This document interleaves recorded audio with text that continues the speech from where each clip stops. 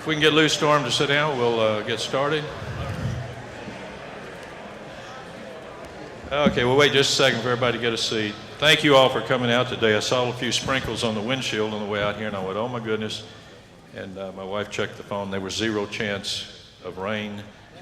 We got the chance, not the 0, so we got just a little sprinkle. Going ahead and get started this morning. I began last year's meeting with the statement, it's been quite a year. And I repeat it once again, but we'll add one word. It has indeed been quite a year. If we thought last year's happenings, like dealing with 2 illegally called meetings, a vague and heavily funded country club proposal, a massive proxy procurement campaign conducted by professionals, an unsigned amenities acquisition agreement, and changing management companies was quite a year, someone should have told me, but Leonard, you ain't seen nothing yet. Before I recap the past year and get into what most everyone here wants to hear about, it's only fitting that I make some introductions of the people who stood together and gave unselfishly and untiringly to meet the challenges that we faced over the past 12 months. I smile to myself when I hear from some property owners that the board needs a breath of fresh air and an influx of fresh ideas. 12 months ago, this board did not receive an infusion of fresh air. It got a gale force wind with the addition of 6 new board members bringing new ideas, strong voices, an incredible array of experience and experiences, rational thought processes, methodical approaches to meeting challenges, and a steadfast resolve to do what was right for all property owners. I want to ask each board member to stand briefly when I call your name. Jay Alder. Jay has served on the board for 1 year and is presently Secretary of the Property Owners Association. Jeff Williams. Jeff has served on the board for 1 year and is presently Property Owner Association Treasurer. Mike Ellis. Mike Ellis has served on the board for 1 year and serves on the POA Litigation Committee and is liaison for rules compliance for the association. Roy Miller has served on the board for 1 year and has directed our efforts in creating an inventory of just what the POA owns and the condition of our assets. Marshall Snyder.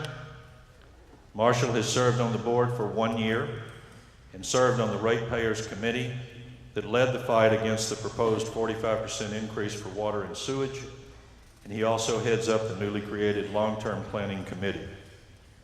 Joe Manders. Joe has served on the board for less than a year, having been appointed to fill the unexpired term of Terry Newman. Joe's legal background and expertise has been invaluable to the board. That's 6 board members who all hit the ground running last May and promptly became integral pieces in the incredibly complex operations of the Property Owners Association. Gentlemen, I thank you for your service, and I wish I could award each of you, if we had it, a POA Medal of Honor for your unwavering efforts.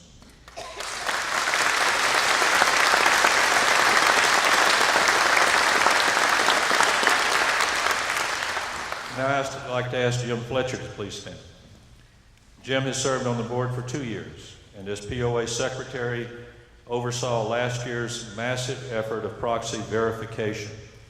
It should be noted that his thoroughness and his attention to detail allowed the POA to successfully defend 2 double diamond attempts to have last year's election overturned in court. And lastly, I'd like to ask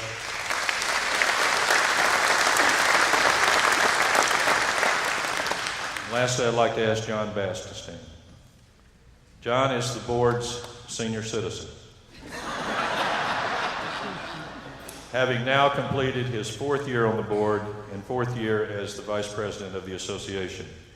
John also led the charge in the water sewage rate case and has been my rock during the last 2 years I have served as your president. John, thank you.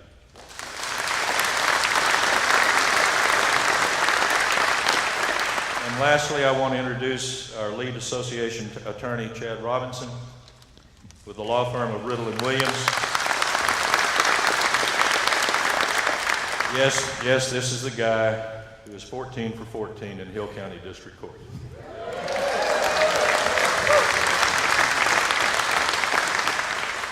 Before moving on to what you really want to hear this morning, other than what's on the agenda, let's make it this official. Secretary Jay Elder, do we have a quorum? Yes, we have a quorum. I declare this annual meeting of the White Bluff Property Owners Association to be an official meeting of the association. The last 12 months have been like an ongoing soap opera with some very bad script writers. I have often called the seemingly never-ending saga that we've all experienced as White Bluff turns. The first plot development was when Double Diamond refused to fulfill their commitment to pay for one half of the Independence Day fireworks show. The plot thickened when the POA said, well, that's okay, we'll pay the entire cost, only to hear that we then could not use Double Diamond leased core land to shoot the fireworks from. But what did the community do? Within 2 weeks, we found some new scriptwriters who orchestrated an Independence Day street dance celebration complete with a 9-piece band, food trucks, and activities for young and old alike. The theme for the night was, "We are family."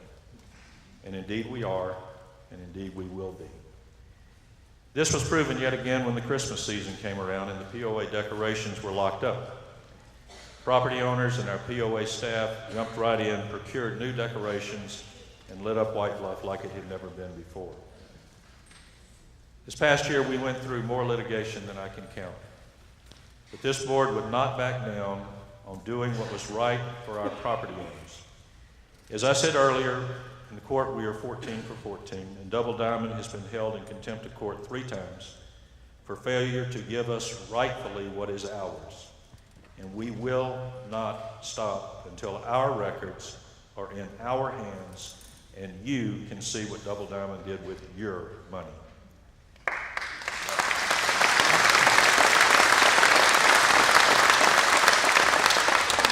Unfortunately, litigation is sometimes the only recourse when all rational efforts at resolution is exhausted.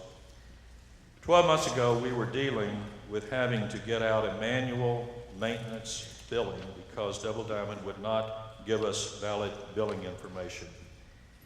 Last year, we were dealing with not only not having our financial records so we can make educated decisions about finances, we were dealing with not having an accurate property owner database, and we were dealing with having over $1 million of your money removed from our bank account without authorization of any kind from the POA. That was 12 months ago. Today, FSR has managed to create an automated billing system that is effectively sending out maintenance fee notices. Today, we have a system in place with real people who really care address the relatively few glitches that crop up from time to time. Today, we are still dealing with not having received all of the financial information we requested and also ordered by the court. It is for this reason that you will note that for the second year in a row on your agenda that you'll not be provided with an audited annual financial report. You can't audit something you don't have. Today, we have established an accurate database of property owners who receive a constant flow of communications from the board and various committees. Today, we have an incredible website with virtually every aspect of the POA's business fully posted and available for everyone to see. Today, and for the first time ever, we know precisely what we own and the condition of the assets that we own. And today, we are in possession of your $1,125,000.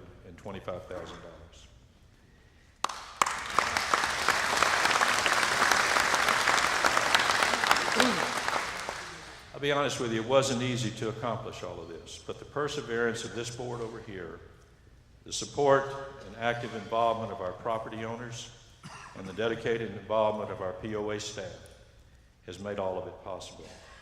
I wanted to detail the above so that you're aware of the monumental accomplishments that we've had, but in the midst of these accomplishments comes the reality of what we are facing in regards to the amenities at White Bluff. I literally want to cry every time I drive alongside the 16th fairway and see what has been done to our golf courses. I cringe with disbelief every time I pass the Lighthouse Restaurant or the Conference Center or the shuttered and locked hotel or any of the other facilities that are visibly suffering from a total lack of maintenance.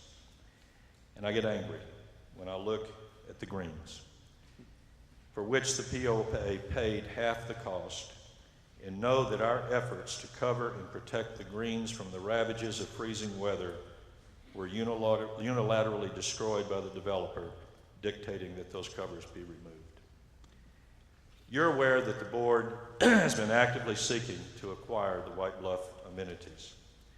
You're also aware that just prior to last year's meeting, we went through a court-ordered mediation with a mediator in which a mediator's proposal was made to both the board and to Double Diamond. The board has not previously disclosed the proposal because we were instructed by the mediator not to do so. However, it is apparent from the numerous sources, as well as the always factual next door posts, that this information was leaked. I want everyone to know the mediator proposed a purchase price of $5,925,000. It's important to know that, contrary to rumors and posts from people in the know, that Double Diamond never accepted this proposal. It is also important to know that the board did not accept this proposal.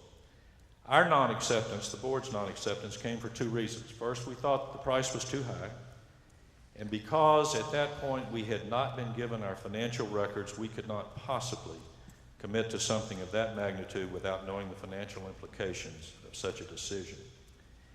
This court-mandated mediation was not our first attempt to seek resolution.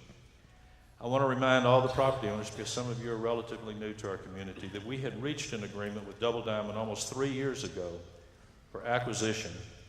We had the agreement drawn up at the developer's suggestion, and Double Diamond refused to sign it. I also want to remind our property owners that we made a written offer to Double Diamond to lease purchase the golf courses well before they were unilaterally closed by Double Diamond, and we did this so property owners could continue to enjoy the courses and their integrity preserved. Double Diamond never responded to that offer. Fast forward ahead. After a succession of POA court victories, 3 contempt of court rulings, fines, and awarded attorney's fees in excess of $80,000, and looming litigation of great magnitude, Double Diamond requested that we sit down and negotiate a settlement. The board was more than willing and agreed to a meeting in the offices of the law firm Riddle & Williams, where Chad's offices are. We were represented by Chad Robinson, one of the nation's leading property owner association attorneys, and Randy Addison of Addison Law, one of the nation's top specialty firms in golf course and resort amenities acquisitions, who has successfully consummated over 600 golf course transactions. We had the best. 2 days before the scheduled meeting, Double Diamond notified our attorneys that they did not want to meet face-to-face across a conference table, but wanted to hire a mediator. Even though we had positively anticipated having the opportunity to discuss acquisitions openly and directly with Double Diamond, we acquiesced and we agreed to mediation. It did not go well, as there was no movement from Double Diamond on virtually any of the salient points under discussion. That day at 5 o'clock, we made a final and totally reasonable offer, which was subsequently rejected. Now, please allow me to digress for just a moment for an explanation of the negotiating process so everyone has a full understanding of what we've been going through. This is a situation of complexity. The process involves so much more than determining what assets are going to be acquired, the price that is going to be paid, and the terms of any financing agreement.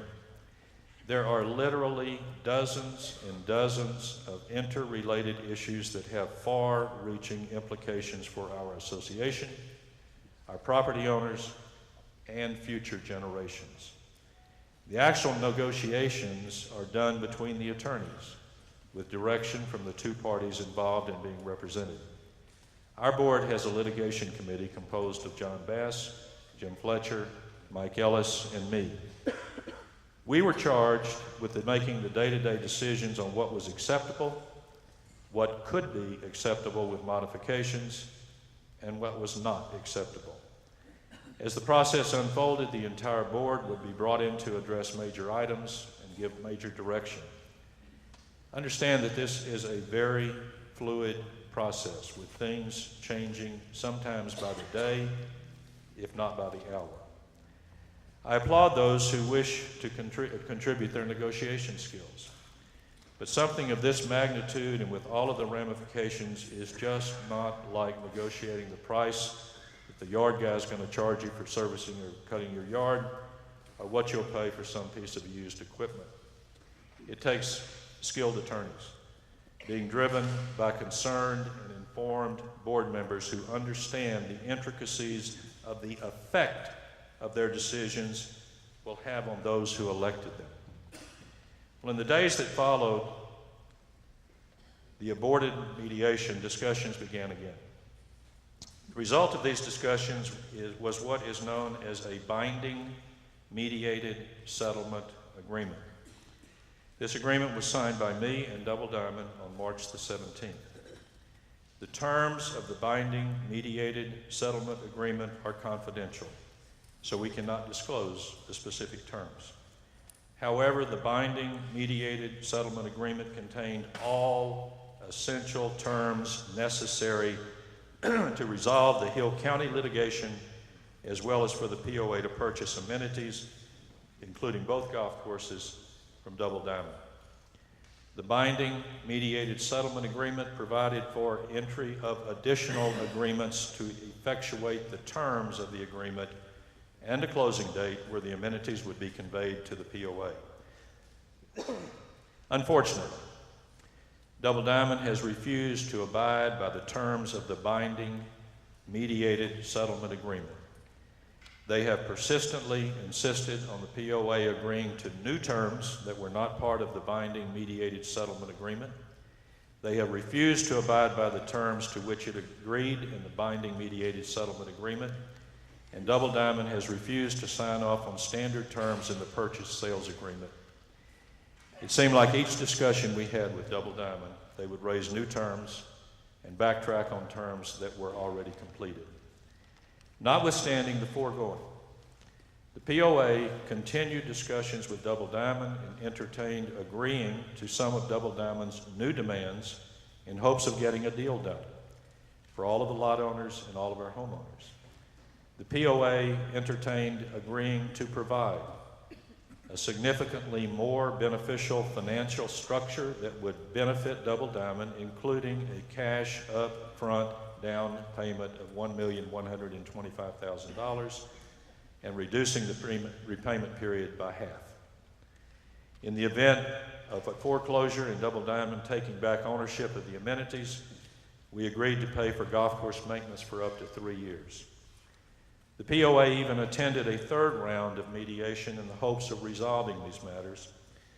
Unfortunately, most of that day was spent discussing a new term raised by Double Diamond after the binding mediated settlement agreement was executed and which was not part of that agreement.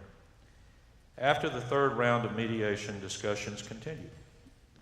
The board and legal counsel diligently worked to resolve this matter, but there seemed to be little to no sense of urgency on the part of Double Diamond, despite clearly defined deadlines in the binding mediated settlement agreement. It is the board's and legal counsel's view that Double Diamond was a constantly moving target throughout the entire process, and it's difficult to close on the agreement in that situation. As much as the board wanted to close on the agreement, at the end of the day, the board was not comfortable closing with the new terms on which Double Diamond insisted and could never get Double Diamond to stop raising new issues. We believe, and emphatically believe, that the binding mediated settlement agreement is a binding, enforceable agreement, and we intend to pursue enforcement of it, so this ain't over yet. It's just unfortunate.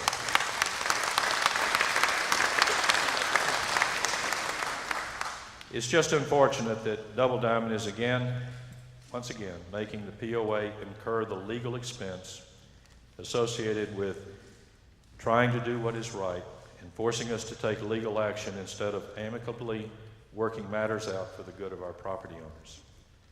That's where we are. We remain committed to resolution, but on terms that are definable, rational, and to the benefit of all property owners. We will continue, listen carefully, we will continue to be receptive to discussing resolution, but also know that we must continue with our efforts on things that we can control. Double Diamond has been noticed that as a property owner in White Bluff, it is held on the same standard as any other property owner when it comes to maintaining the property they own. There is a procedure that our management company, First Service Residential, follows in this regard.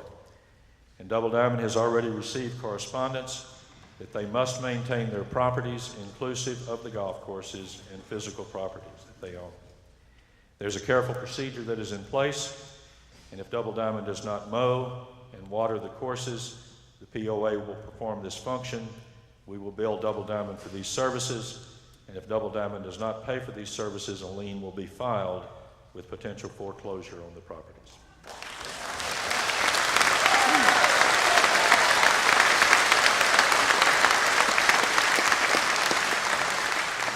Further things that we can control. The Lone Star Room at the Cascade Pool has been completely renovated with all new windows, added window trim, flooring, texturing, decor, painted inside and out, and new landscaping around the building complex and the pool. New air conditioning heating units have also been installed, and you also have probably noticed that the fencing around the pools that we do own, all three of them, have been repaired and painted, and the arbors are in the process of being stained, and boy, do they look good. Contracts will soon be let for needed refurbishing of the pool house facilities at the three pools and the mail centers that we own. I also want to announce that the board will be addressing a reduction of maintenance fees for lot owners at our next board meeting. In advance of this meeting and this reduction, lot owners will be asked for input for the board to consider. Presently, lot owners' maintenance fees are 77% of what homeowners pay, and we wish to make sure that this differential is equitable. Now, this poses the question of why we have not considered this before now. The answer is real simple. The board simply did not have financial records at our disposal to make an educated decision on any reduction. Even though Double Diamond has yet to provide the requested and court-mandated information, we now feel we are in a position to properly do this. FSR has been on board for a little over a year, and we feel we now have adequate financial information to go forward with the consideration of maintenance fee reductions. Our charge is to do what is best for all property owners. This we have done. This we are doing, and this we will continue to do. You should understand that your frustrations are our frustrations. To a person, we are totally committed to our fiduciary responsibility, and we will not waver from that responsibility. We thank you for your input. We thank you for your support. We welcome your constructive criticism. And we hope, beyond all else, that we can all work together to accomplish our mutual objectives of peace, tranquility, enjoyment of what God has given us, and the preservation of all of that for our future generations. Thank you very much.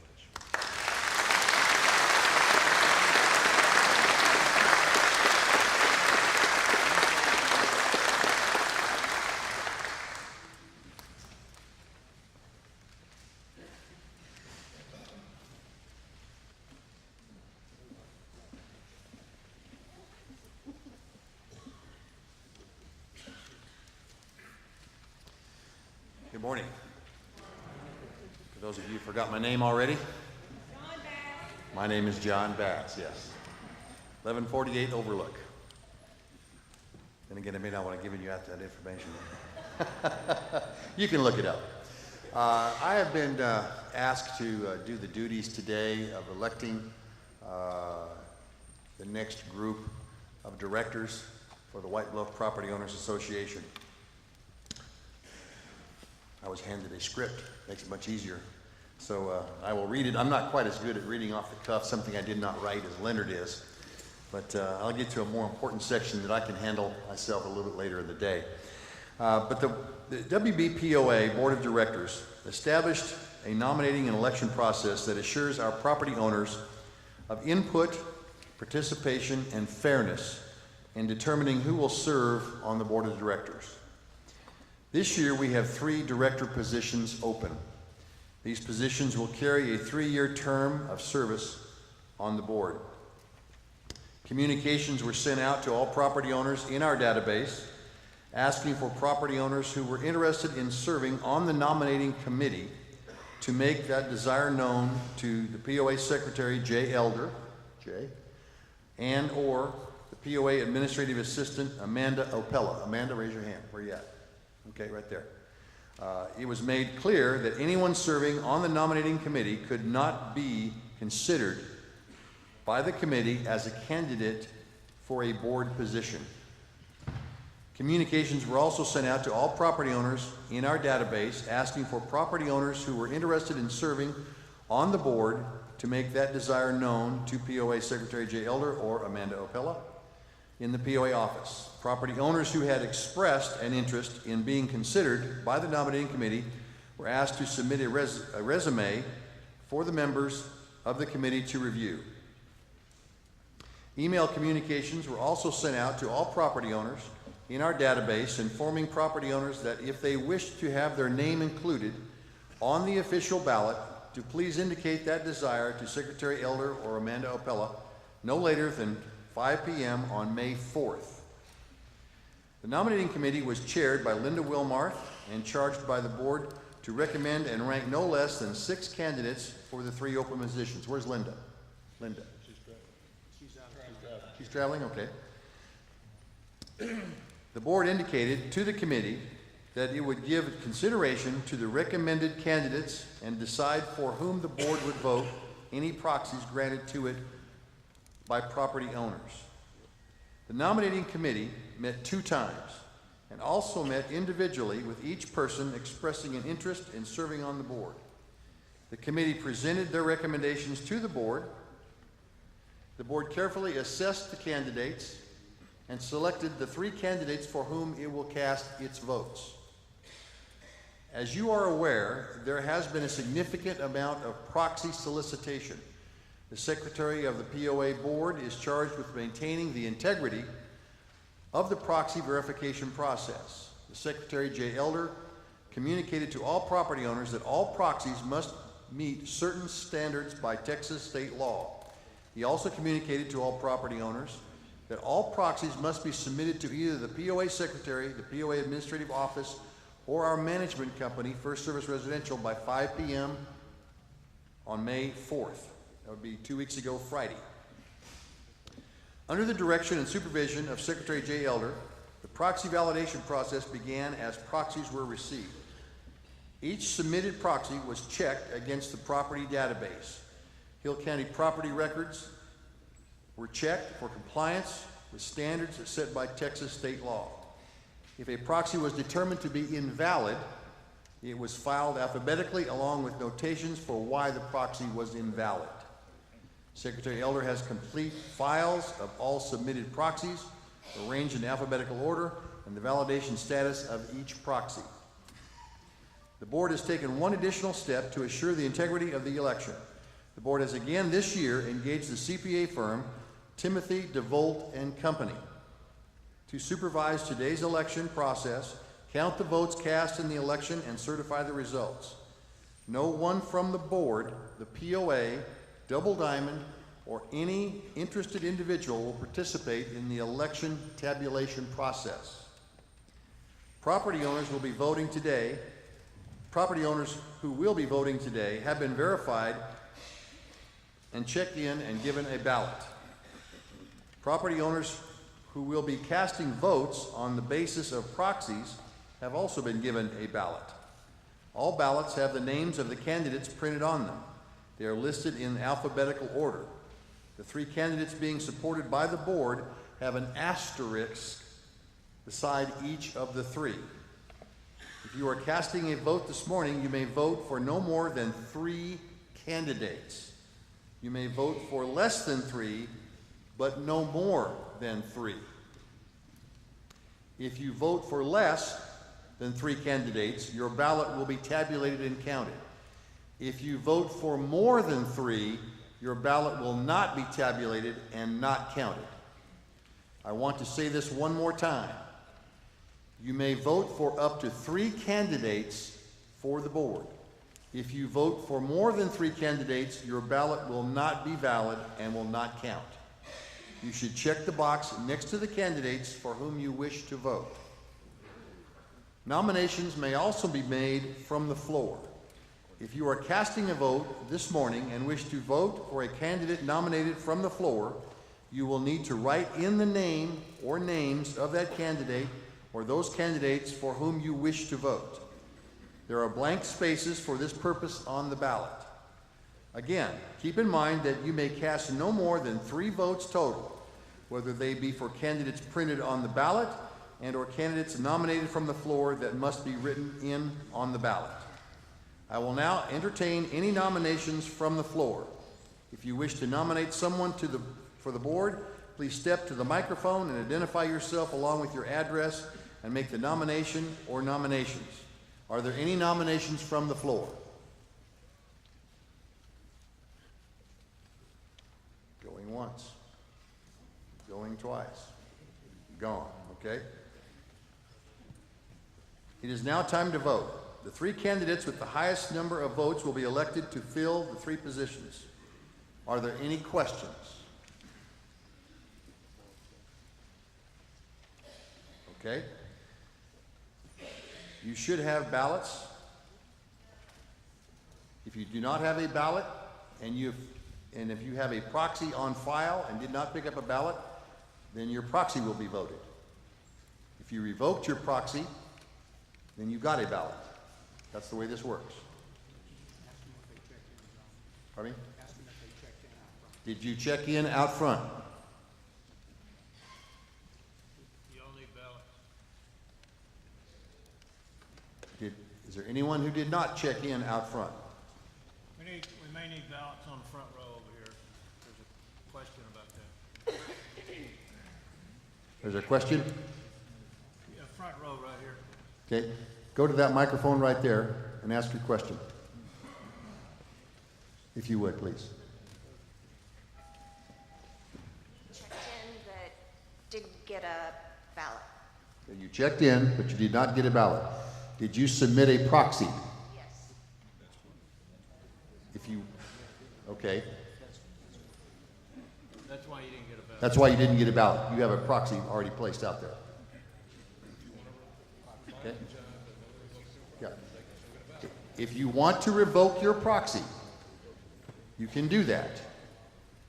And you can get a ballot and vote that ballot. Otherwise, the proxies that are in place will remain in place and will be voted for the board candidates that have the asterisks. That's how this works. Okay? So at this point, if you want to change something, you need to head out there right now. Go fast. Question? Okay, go ahead.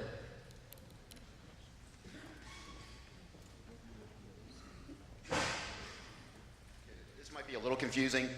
I am a proxy. We did not give the proxy to the board. I did not get a ballot to vote. But I am the proxy for the homeowner or the landowner. So you have a proxy, On you file. have the proxy on behalf of someone else, Correct, I am the okay? proxy. Then you need to get a ballot on their behalf, Correct. Where do I get that? right out front, Thank you. okay? Anything else? Okay, at this point, one more?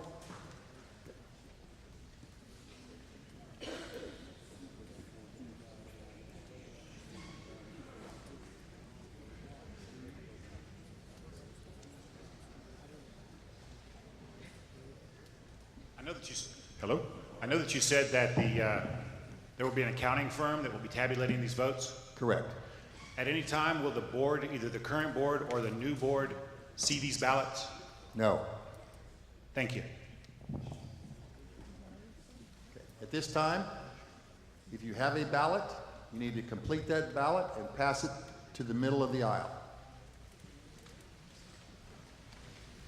Representatives from Timothy DeVolt and Company will collect those ballots. No one from the POA or the developer or anyone else is going to see them.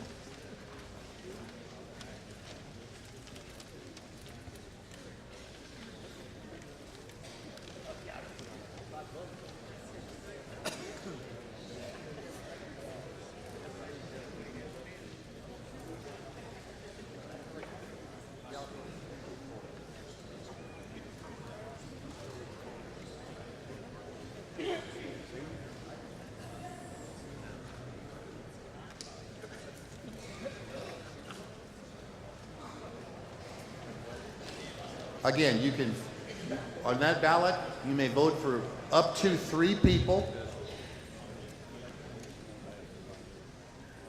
We have no write-ins, so, or nominations from the floor.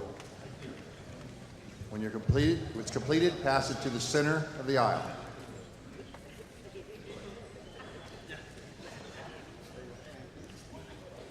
Needs to be, I have not seen the ballot, so the ballot has to be signed, okay? Sign and date the ballot then, please. I say that because I have not seen the ballot, okay? Well, if there's no date, you don't need it. We know it's today.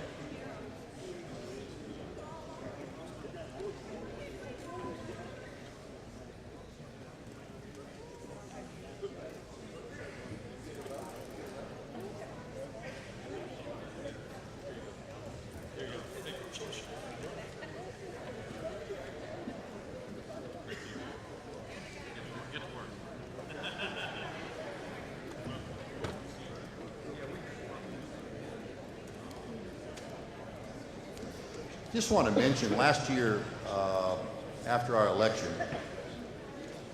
and we're doing it this year, we're going to great lengths to make sure that there is an anonymity of the ballots and an anonymity of the proxies, and that information doesn't get outside of Timothy DeVolt and Company. Because of court challenges, and that's how we were able to win those court challenges, is that anonymity was maintained. And your personal information that you submitted on proxies was maintained all through the court challenges, although there were those that wanted all that information. We did not reveal that under any circumstances. So feel comfortable that that is the way we operate. Okay. As soon as I get a hand signal from Timothy DeVolt people that you've collected everything, I will move on. Has everyone got their ballots to the center aisle? Okay, we have one more here. Take one run up, one run. If you in the center aisle still have ballots to be picked up, raise your hand. Make sure you get them.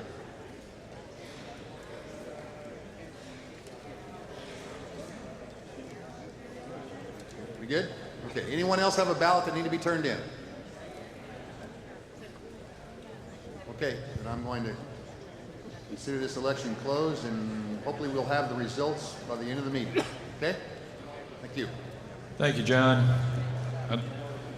I knew John couldn't get by without some ad-libbing up there at some point. So. Next on the agenda is the audit report. As I mentioned earlier, that has been delayed because we can't audit something we don't have. Next on the agenda, POA financial report. Jeff Williams, our POA treasurer.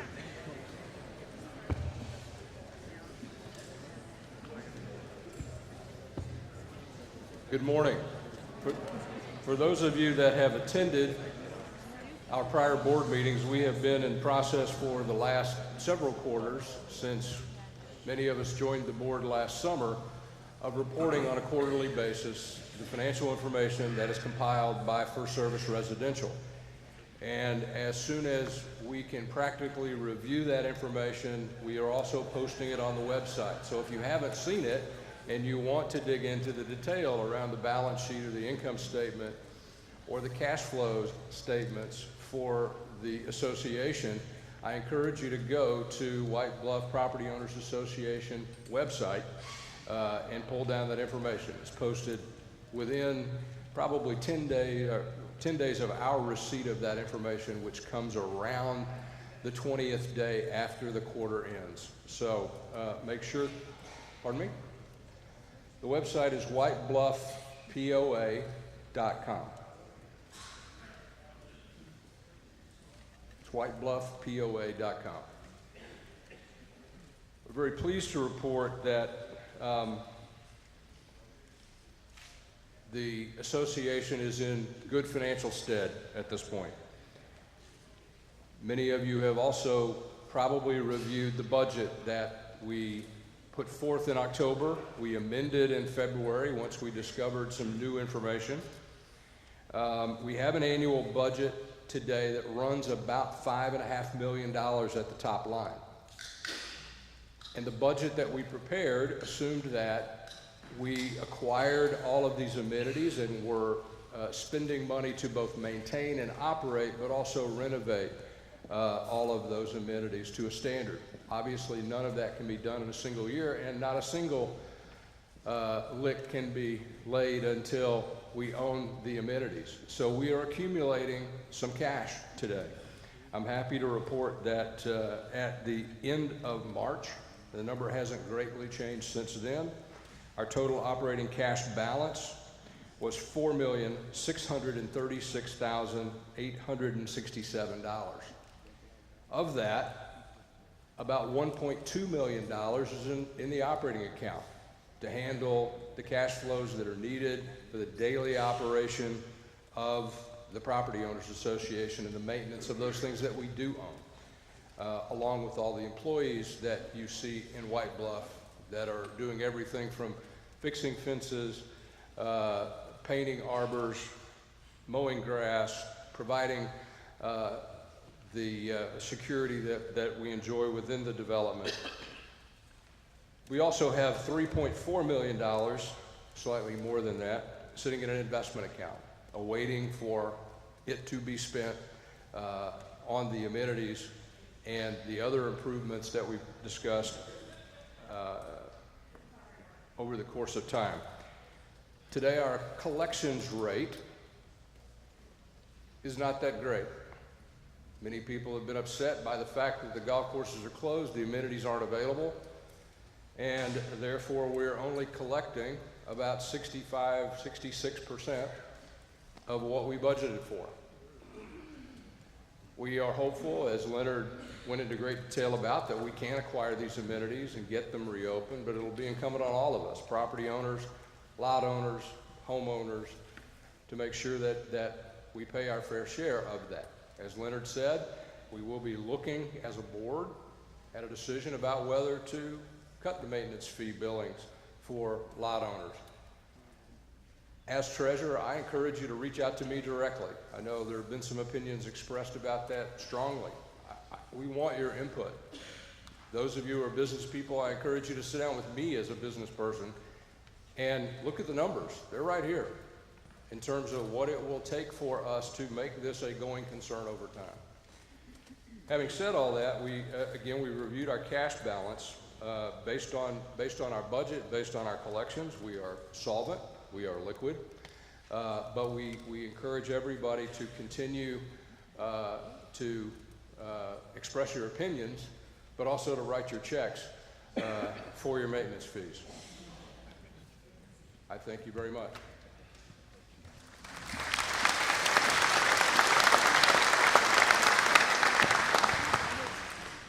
Sounds like a former banker, did Call on Dwayne Dolphin, our White Bluff POA General Manager, for his General Manager's report. Thank you, Leonard. Hello, everybody.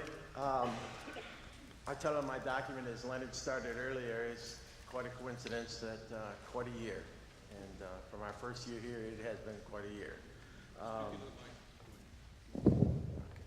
That better? Yes. All right. Well, last year, after I got done, Leonard mentioned that I missed some opportunities. If you're wondering what opportunities they are, he said to keep it quick. So, don't know if I'm going to get that talk again later, but here we go. First off, I wanted to thank the FSR team for coming down to Whitney and helping us facilitate the sign-in, and as well Pete Wilding, our regional director, for his support and guidance throughout the year. So I appreciate it. As I have found out, it's not the typical sign-in that most annual meetings have. It went very smooth as far as I'm concerned. I want to recognize a few individuals that have been instrumental through this first year. With all you know, as you all know, has been quite challenging. Amanda Opella, who has been absolutely my right hand. And wow, didn't think I was gonna. Can't tell you how much I just appreciate these people. Victoria Pereira, our latest asset to the POA office. And when I say an asset, she is truly an asset. Chief David Sanders, I can't tell David how proud I am for the consistent, steadfast, 24/7 service and the thousands of warm welcomes to everybody coming through the gate is what David and Assistant Chief Glenda Vineyard and the entire security staff provide. I hear comments overwhelmingly about how much they appreciate that staff. Jimmy Tamborello.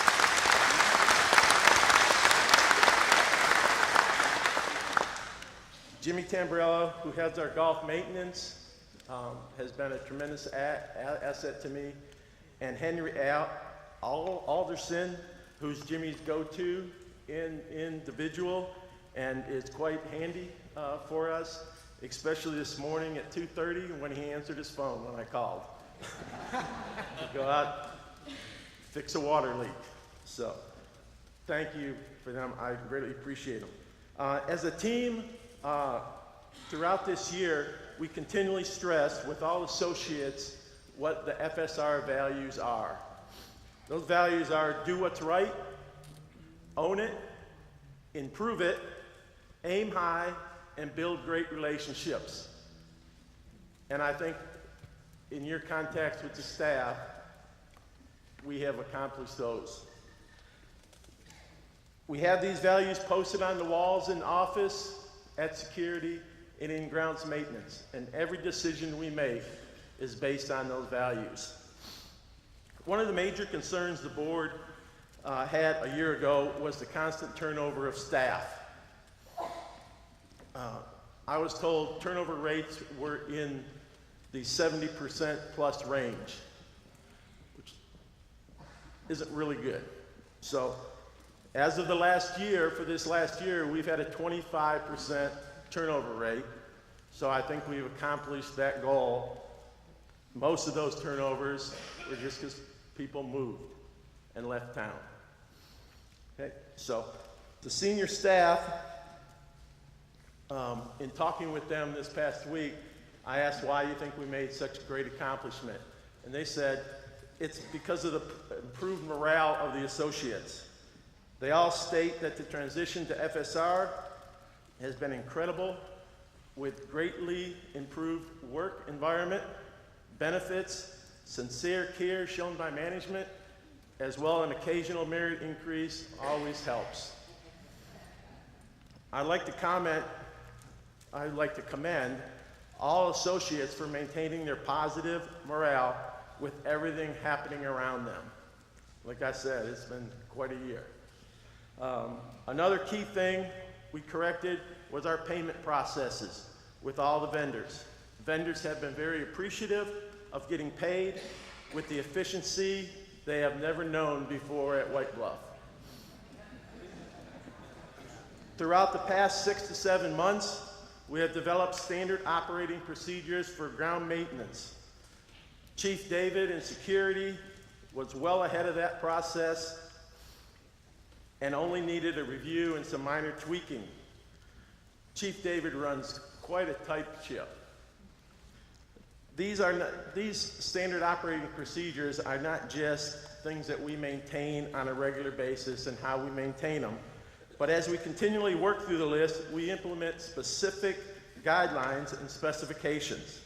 A simple example of that is the air filters. When we put them in, we date them. They're supposed to be changed monthly, and we have a standard of pleated MERV 5 and above air filters. Okay? Previous maintenance, almost slipped there. Previous maintenance was accomplished at bare minimum cost with little regard for long-term results. And I assure you this has changed. We look for long-term stability of our equipment. Improvement of regular vehicle and equipment maintenance and cleanliness is a priority. We have developed weekly checklists for each vehicle, creating improved preventive maintenance and communication with Jimmy and our mechanic Garrett, as well as much needed maintenance for documentation. I meet with Jimmy constantly, sometimes multiple times daily, to discuss grounds maintenance and equipment priorities and how to improve it as to do it right the first time. Yes, at times we do need a quick fix, but we do circle back and make sure it's done correctly for long-term stability. I want to mention a few accomplishments this past year outside of the regular the regular weekly task by grounds maintenance that you see performed while they're in their new uniforms, as Henry has there, that we're proud of, so we can distinguish who the POA staff is. Tree trimming throughout the property, we set minimum heights and a clearance and a site clearance at each intersection. Okay, has been expanded. The front fountains replaced with much brighter and seasonal color capabilities. Whitewood fences by the north and south pond were repaired and painted. Extensive work done repairing, painting of the fences, as Leonard mentioned earlier, at the waterfall and Cascade pools. Iron pickets were simply rotted through and many had to be replaced. Every street sign on property has been recently hand cleaned. We repaired and painted all POA picnic tables, trash receptacles on property, as well as all the arbors at Bear Creek. Arbors at the pools, again, as Leonard mentioned, were power washed and are in the process of being stained. And I agree, they look great. Okay, we have recently installed new security cameras and security for improved coverage throughout the front. Radaring with security, priority continues. Verbal and written warnings have positively minimized speeding. The plan is to continue the seasonal banners at the front entrance. I hope you all have observed those as you go through. And pickleball court has been striped. Okay. We're very proud of the transition of the Lone Star Room, and I'd like to thank Mary Tolley for all her dedication, hard work, and guidance to the improvement of that property. Mary Tolley, I have so enjoyed all the compliments I've received on that renovation. Thank you for your work. It all looks fantastic.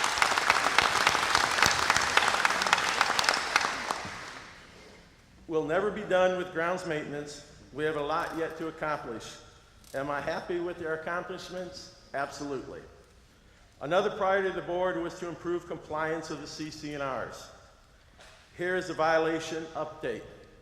We have sent 305 violations with only 38 remaining open. So I'd like to send a tremendous thank you to the homeowners for your cooperation in getting these violations corrected of greater than 85%. So thank you very much.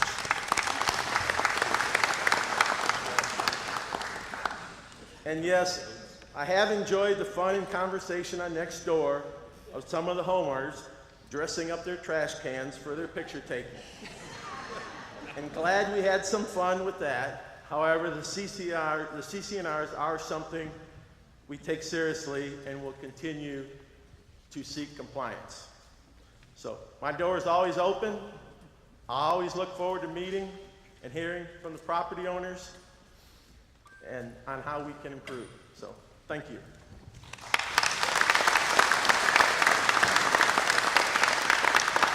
Thank you, Dwayne. As Commissioner Andy, where are you? Is he back here? He's here. Somebody, if you see him, tell him he may have an opponent in the next election coming up. Kidding you about the length of your report, Dwayne.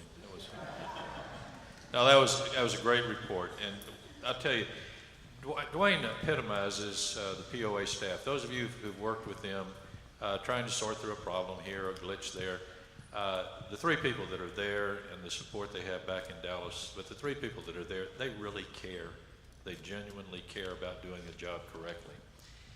I'd like to call on one of the most important people who represents one of the most important group of people out here, and that's Chief Hugh Corman with our volunteer fire department. Give us a report.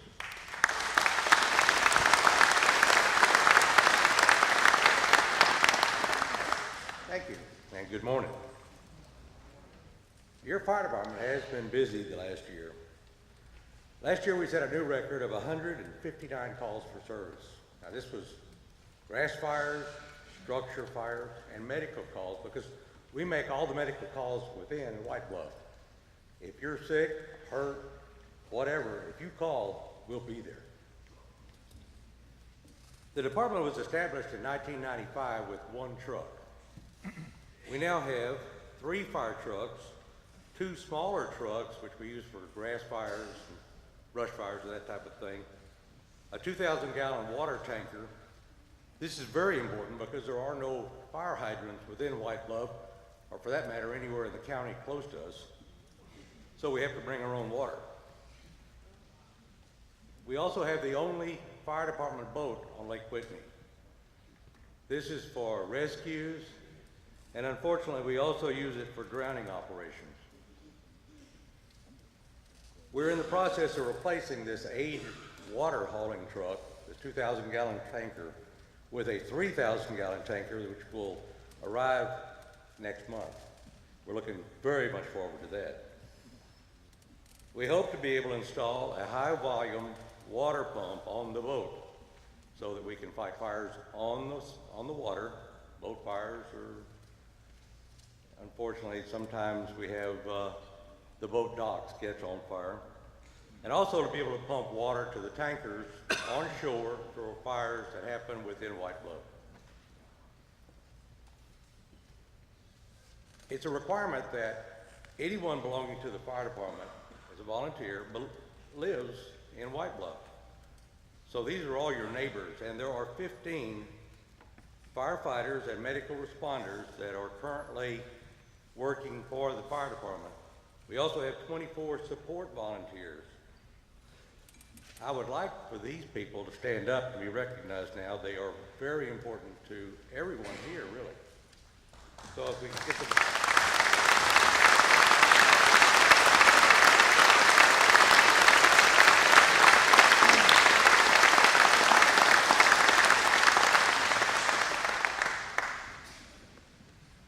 We thank you for your support. We hope to see you at the barbecue and dance, or I guess it's called barbecue and music, on October the 20th.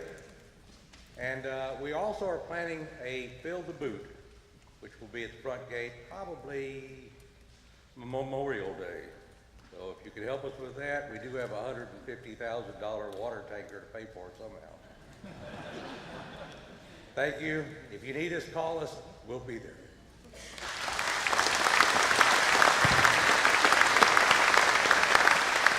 You all, the guy that you need to help you gather that money up is the one sitting right to me. He knows how to tap these people out here for money. You're going to hear from that later, John. Okay, White Bluff committee reports. Cassie Fleming, who chairs this committee, would you please come give your report?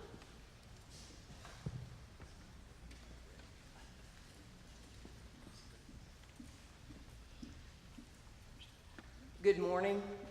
I am used to being ignored. I taught junior high math, so everything I'm about to tell you can be found on the website except for a couple of stats. The POA committees, there's 5 committees, and the heads of those committees form the advisory committee.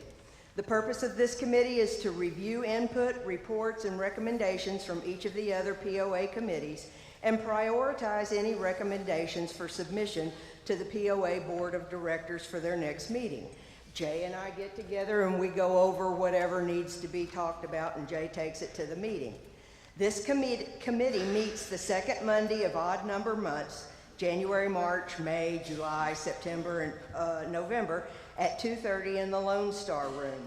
Periodically, we can call special meetings if we need to, and at times it is open to property owners at large for their input, suggestions, and recommendations. I am the head of the advisory committee. The Architectural Control Committee, or the ACC, this is one of the most important committees we have out here, in my opinion. The primary purpose of this building is to adopt construction rules and regulations, a building code, and an inspection system to provide minimum standards in single-family residential building at the resort. In addition, this committee ensures the construction rules and regulations conform to the White Bluff covenants and restriction. The committee also enforces compliance with approved Building Code International residential code for 1 and 2 family dwellings. The updating of the building packets and list of approved builders within the resort fall under the domain of this committee. In addition to these duties, the committee also is responsible for the issuance of building permits, certificates of occupancy, and they maintain a schedule of building projects currently in progress. Okay, the next part's not on the website, so you might want to listen. In the last 3 years, there have been 23 building permits issued with 6 months remaining in this year. Of these 23 permits, 21 homes were completed, with 10 of the homes being completed in 2018. Currently, there are 3 homes still under construction, and the total number of residences now totals 636. So people are still moving into our wonderful little company, or resort. The committee consists of 7 property owners and an independent licensed building inspector who meet the first and third Wednesday of each month at the POA office. This committee is headed by property owner George Collins. The next committee is the Community Service Committee, and this is actually divided into 2 committees. It's the Welcome Subcommittee and the Activities Subcommittee. The Welcome Subcommittee visits all new residents of White Bluff and presents them with a welcome packet which provides information about White Bluff and the Whitney area. Linda Turner is the head of this committee. So if you don't have a welcome packet, you can see Linda. Linda, where are you? Linda, I know you're here. Oh, you're back there. You can see Linda and she'll get you a welcome packet. The Activity Subcommittee, this is the fun committee. Activity Subcommittee plans, schedules, and communicates some of the social activities within the community. These activities include game nights, water aerobics, covered dish dinners, and other activities. The POA covered dish dinner is held the 2nd Tuesday of every month at the chapel, and lately there have been between 40 and 48 people attending the covered dinner. Water aerobics is currently underway at the Ash Pool because it's heated, and right now they're aerobicizing at 2 p.m., but this will move to 9 a.m. no later than the week of May 28th. Game night is the last Thursday of the month in the Lone Star Room. There were no activities in February and March due to the renovations. However, 24 people attended the festivities in January and 16 attended in April. Dottie Redding is the activity subcommittee chair. Dottie, I know you're here too someplace. If you want to have fun, see Dottie.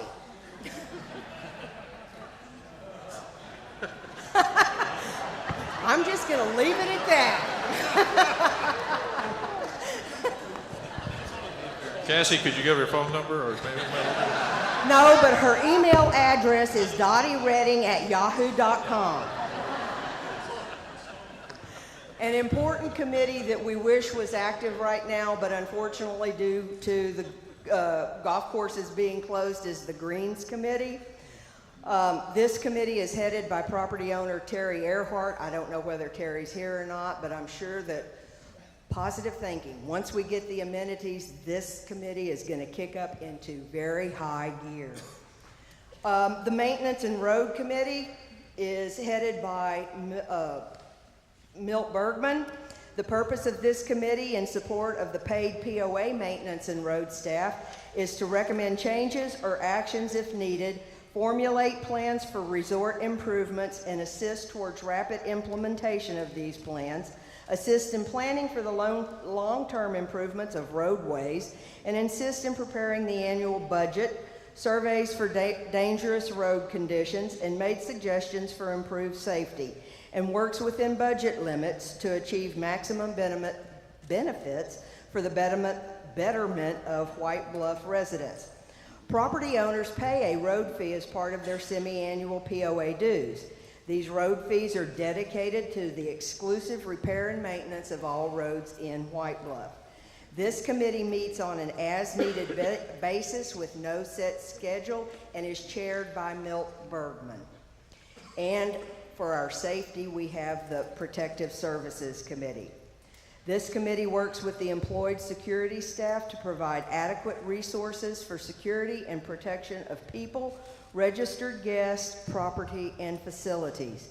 They help to provide for efficient and effective traffic and safety needs, and they also act as a liaison between the volunteer fire department and the POA. This committee meets the first Monday of each quarter in January, April, July, and October at 4:30 in the Lone Star Room, and this committee is headed by Gloria Bear. Gloria? There she is. So if y'all have security questions, see Gloria. You may now pay attention to the next person because I'm through reading what's on the website.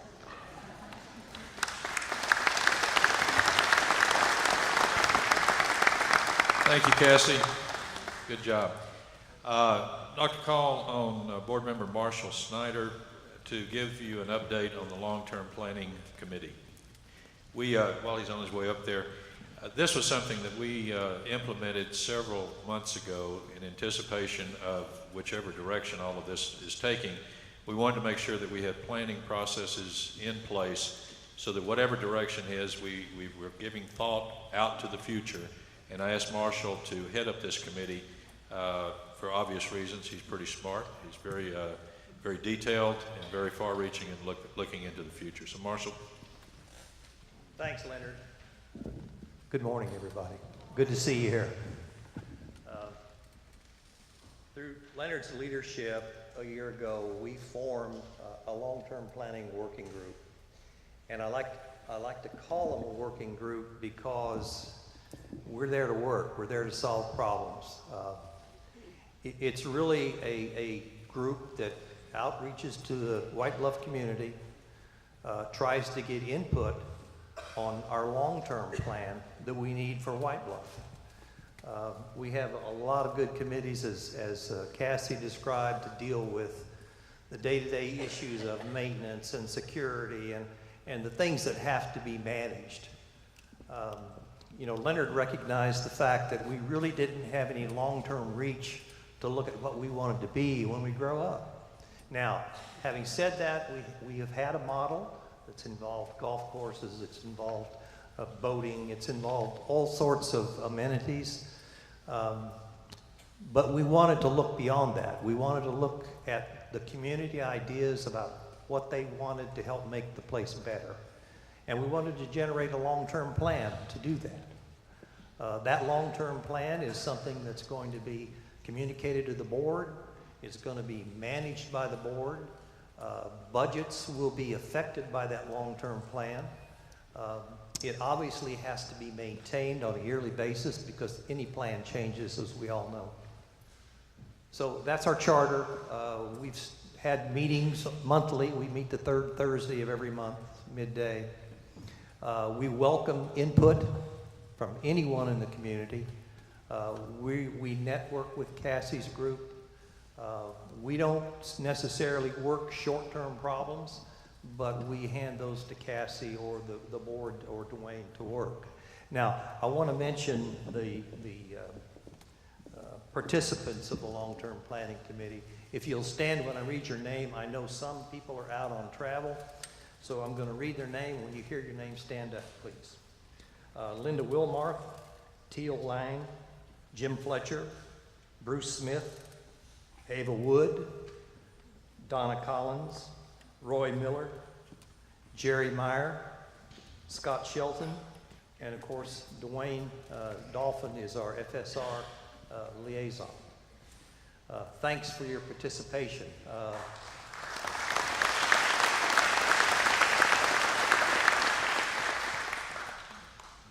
Our motto is, we are dedicated to the proposition that we can and will provide a better plan to achieve effective community growth. With that, I'll say thank you.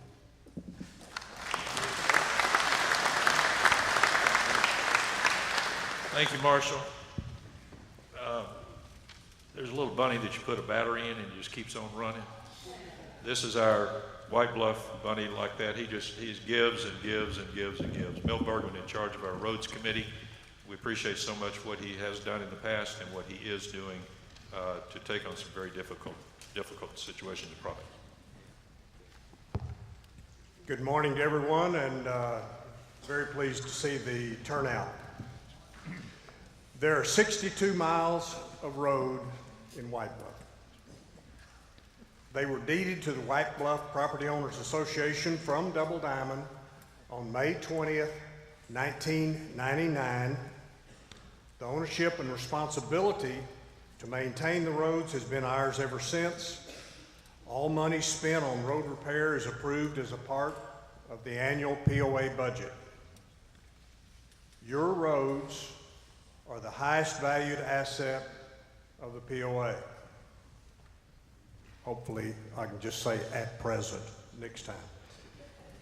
Last year, I reported to you that we hired a specialized civil engineering firm to provide a comprehensive review and a master plan for all the roads in White Bluff. That firm, Baird, Hampton, and Brown out of Fort Worth, gave us standards for all roads, including width, contouring, curbing, and surface material. They analyzed and recorded the condition of every foot of every road in White Bluff. They developed the detailed costs that would be necessary to restore and maintain all roads to a never-before-established standard. White Bluff and Golf Drives, which are approximately 6.5 miles of the total, will continue to be asphalt surface. All residential streets will be chip seal. With the goal to restore and maintain all roads to a new standard, a thorough plan was developed jointly by our civil engineering partner and the Roads Committee and presented to the POA board last December. In 2017 dollars, the estimated total to bring those roads to that standard is $12.2 million. Separated in phases, the cost to restore White Bluff Drive from the front gate all the way to the marina would be $1.6 million. Golf Drive from the marina back around to the mailbox at White Bluff Drive, $500,000. All of the residential streets between the front gate and the covered bridge, which of course is Cedar Creek, all the residential streets in that area would be $1.4 million. The streets that are north of White Bluff Drive between Cedar Creek and Bear Creek, this would be all the area around the new course, and of course homes in that vicinity. The cost to repair that, bring it to a new standard, would be $1.9 million. Streets between the two creeks, Cedar and Bear Creek, that are south of White Bluff Drive, $3.1 million. Streets between Bear Creek going on towards the, all the way to the lake, $2.7 million. Streets that are between Bear Creek and the lake, the area around, generally around the old course, the Highlands, $1 million. In December, as a part of the 2018 POA budget process, the board approved the allocation of $2.2 million from association reserves for the rebuild of White Bluff and Golf Drives. The project includes the widening of 14 intersections and the replacement and enlargement of at least 17 culverts that go under those roads. So why did we recommend White Bluff and Golf Drive? Why should they be first rather than a residential street? Quite simply, White Bluff and sometimes Golf Drive are used by every property owner, guest, employee, service provider every time they enter the resort.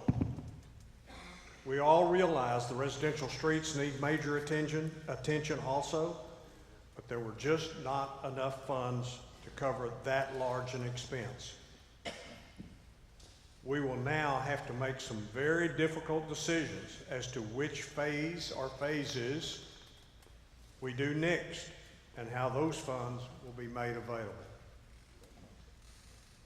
Our civil engineering contractor converted the approved standards into detailed specifications for the rebuild of White Bluff and Golf Drives and released a request for bids to prospective contractors a few weeks ago.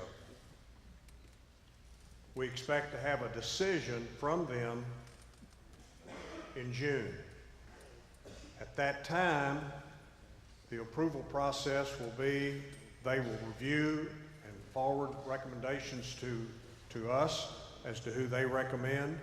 The Roads Committee will review that very closely, and then ultimately we will make a presentation to the board for their approval of the contractor and the contract.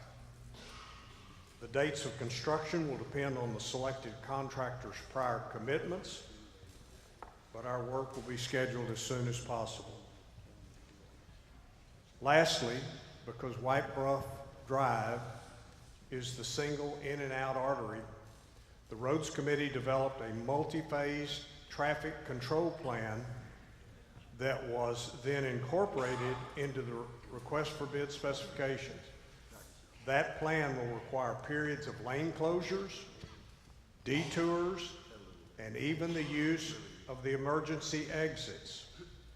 Jointly with the chosen contractor, we will attempt to minimize traffic disruptions, but we absolutely have to consider safety and construction time as compared to driver inconveniences.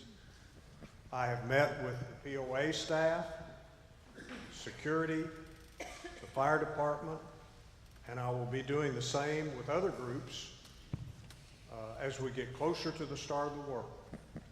For sure, there will be email notifications, signage, security staff assistance when the time arrives.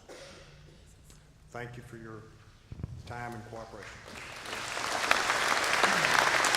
Thank you, Mill. A lot of work has gone into this. One of the most exciting, spontaneous ad hoc committees that was formed in the last year plus is what I call the Poop Committee, headed by John Bass. John's going to give us a report on the water and sewage rate increase issue.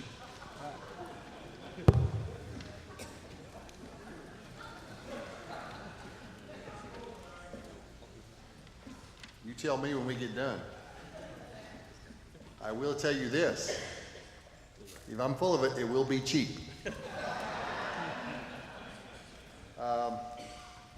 Shortly after my wife and I moved to White Bluff, I was asked to be on a water committee back in 2008 with about 8 or 10 other people.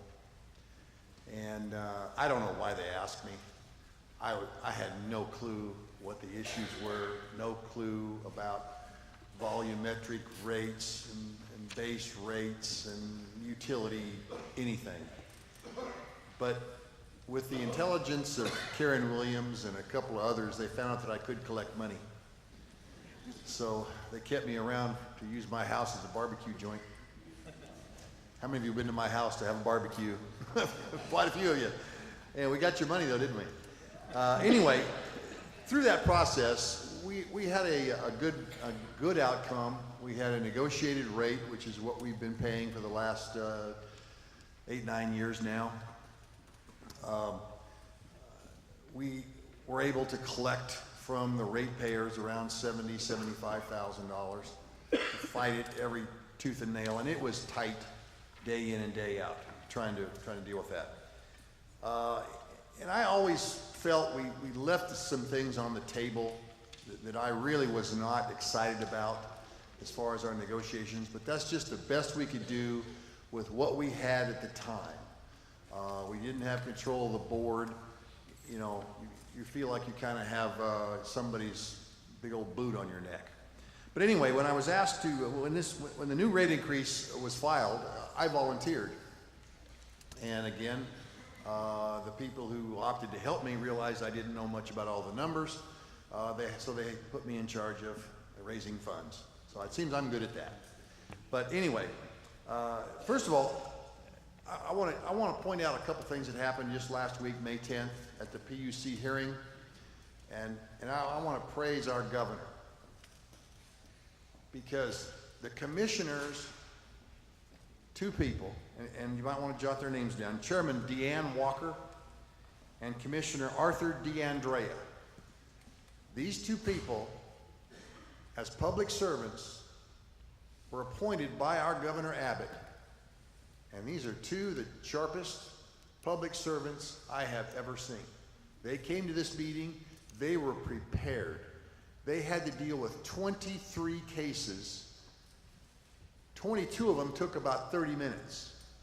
Ours took an hour. Anyway, they were prepared in every way, shape, and form to deal with what they had to deal with. Because what you won't see or hear on a website, and none of the information I'm going to give to you here today is on a website. The PUC Commission was tasked to take over the function of regulating utilities away from the TCEQ shortly after our last rate increase in 2010. For what reason, I have no idea, but the legislature did that. And since that time, about the last 10 years, there's only been 2 cases that have made it all the way through to where there was a hearing by the PUC.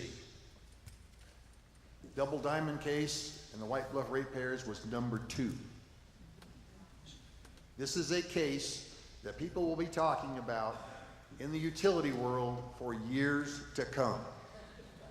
That I can promise you. There's one other that's very significant, that's what's called the Sunbelt case. And I'll briefly tell you about that. And there was a case a number of years ago where Sunbelt, as a developer, sold lots and expensed those lots against their income from selling lots. No problem. You know, they had an expense, they had income, they wrote it off on the taxes. So they basically got their money back from putting in the utility infrastructure through sales of lots.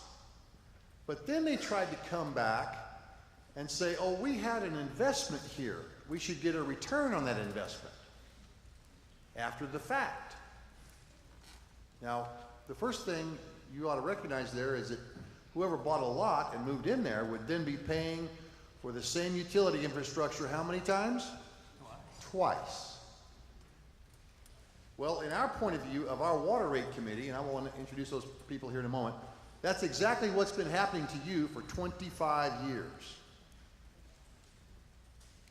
Kind of makes you a little PO'd, doesn't it? Okay? Did me too. And I recognize that at that last hearing back in 2010. So let me give you some numbers. 2015 was the test year for the water rate application that was submitted by Double Diamond Utilities. It was submitted August 1st of 2016. At that time, and today, the water revenue from base rates is scheduled to be $863,484 a year. That means your water rate, base rate on your bill is $31 and a penny. The sewer rate's $41. If you use no water, that's what you pay. In that application, Double Diamond Utilities was asking for a 42% increase. The revenue requirement increase was $366,000 for a total of $1.230 million. Your new water rate would be $45 a month if you used no water. Your new sewer rate was going to be $57.50 if you used no water. If you use water, that costs even more. Now, those rates were implemented for about a month and a half. And if you were a resident, then you got that money rebated back to you. But the primary issue in this rate increase, well, let me back up. The very first line in a water rate application, you have to indicate what the value of your total assets was from the previous rate application. Double Diamond Utilities conveniently left that information, that line blank. Wonder why. Point is, in the previous application, you had three entities, the Retreat, the Cliffs, and White Bluff. The total was about $5 million. In this application, you had the Cliffs and White Bluff, and the total of the asset value they were claiming was around $10 million. Can't do that. Whatever you ended with last time, you have to start with this time. So we challenged that right off the bat. The administrative law judge at the moment said, okay, go out and redo this application, fix it up. And Double Diamond did about 3 or 4 or 5 months later. In the meantime, we were able to get for you, this group, a stay on implementing the new rates for about 10 months. Now, the primary issue in this case, and the reason I'm explaining these are highly technical things that not in your wildest dreams do you really need to know. But should it ever come up again, and I'm not here, or someone who has no knowledge of this, those of you who are new here need to know these things so that you can challenge these rate increases in the future. Point is if a developer sells a lot and he expenses the cost of the utilities on his income tax as a write-off for the income he received from selling the lot, he can no longer then go back and claim that this was an investment that I get a return on through a utility rate. Does that make sense? Okay, I've said that before. Well, what Double Diamond was doing in this 2015 rate application, they were saying all the infrastructure was paid for 100% by Double Diamond Utilities. Well, Double Diamond Utilities didn't exist till January 1, 1997. Anyone here live here prior to 1997? A few of you. You had water and sewer, didn't you? Okay. Well, if you live here. But the point is the utilities were put in by Double Diamond Incorporated, the developer, from 1990 through 1996. So 100% of that infrastructure was paid for before anyone ever started building houses through lot sales. So by switching the entity of the infrastructure to a new company, Double Diamond Utilities, the idea there was, well, we can now go back and charge the homeowners a higher rate because we have this investment in these utilities. Well, finally, an administrative law judge caught on to that. And they said, no. They said, hell no. I'm not doing that again. So anyway, there's a number of circumstances where Double Diamond went from 8 to 80-20. They were saying, well, you know, and in the hearing, Commissioner DeAndrea asked Double Diamond Utilities attorney, what is your best evidence of 80% was paid for by the developer and 20% was paid for by the utility? He said, well, it was the testimony of the Vice President, Randy Gracie. No tax returns, no written documentation, just some testimony. Again, the commission didn't buy it, the administrative law judge didn't buy it. So at the end of the day, the administrative law judge, where we had a hearing of the merits a number of months ago, they put out a PFD called a proposal for decision, of which the public utility commissioners, they look at it. We go into public hearing and have oral arguments, and they make the decision. Well, the bottom line is the administrative law judge figured this out, and he set the rates and says what you can write off, what you can't, and so on and so forth. And to the best of our knowledge, here's your new rates. Water is going to go from $31 and a penny a month to $21.15.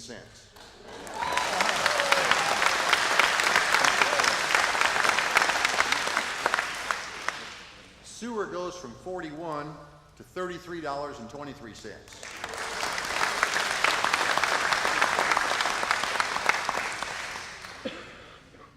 Now, I got to tell you this little story. Because I want to introduce Marshall, stand up Marshall, Scott Shelton. Where's Scott? You here? And John Upchurch, where are you? John. These gentlemen were very instrumental in helping us in all this. Did a lot of hard work. Hey, give them a hand,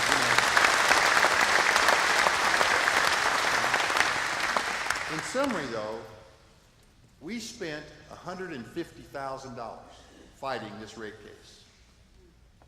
That's what it cost. It was money well spent. The net of this is, instead of Double Diamond getting $1.23 million, their new rate requirement is $720,000, less than what they had 8-9 years ago at 863. Okay?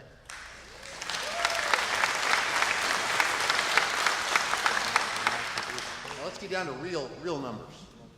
That's a savings to you, a savings to the White Bluff community, all 641 ratepayers, of $510,000 a year forever.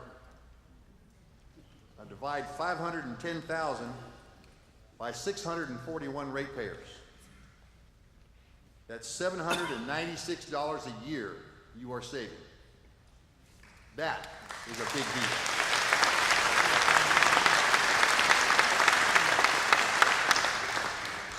White Bluff has gone from the highest water rates in Hill County to, I believe, the lowest water rates in Hill County.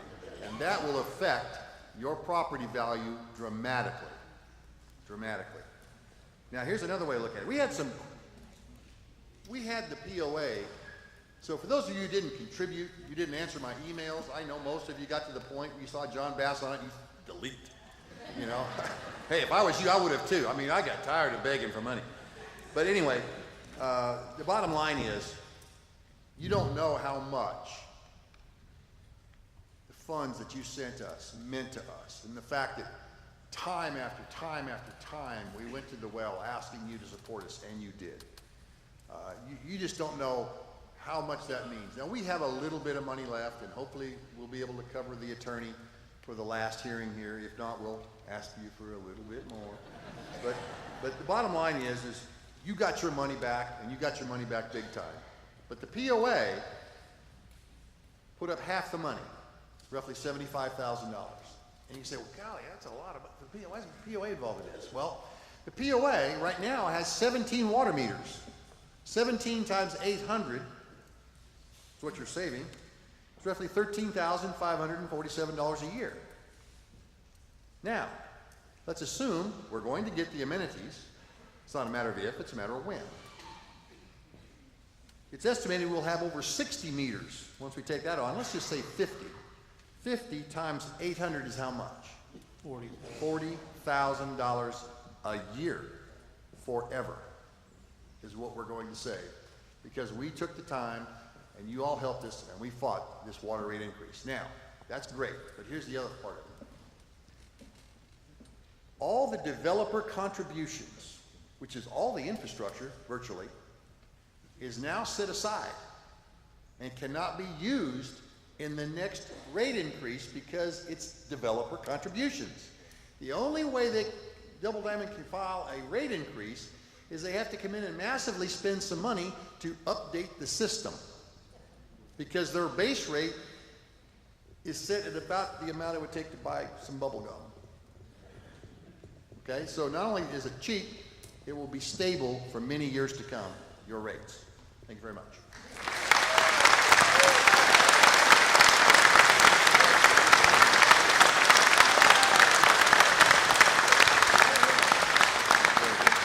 Thank you, John. We'll have an open forum in just a few minutes. Just save your question until then, okay?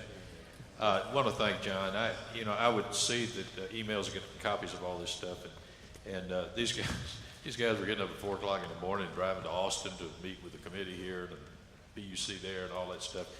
You cannot believe well, you just heard what a great job they did. We thank them so much. Bill Campbell.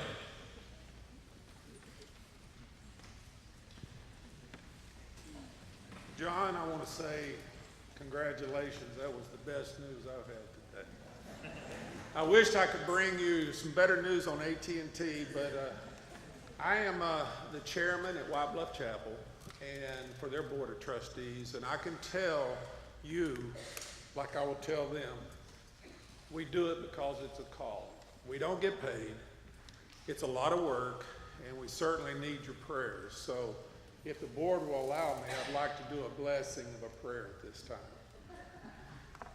If you'll pray with me. Our dear Heavenly Father, we come before you today, and you know our hearts, you know our wants, you know our needs.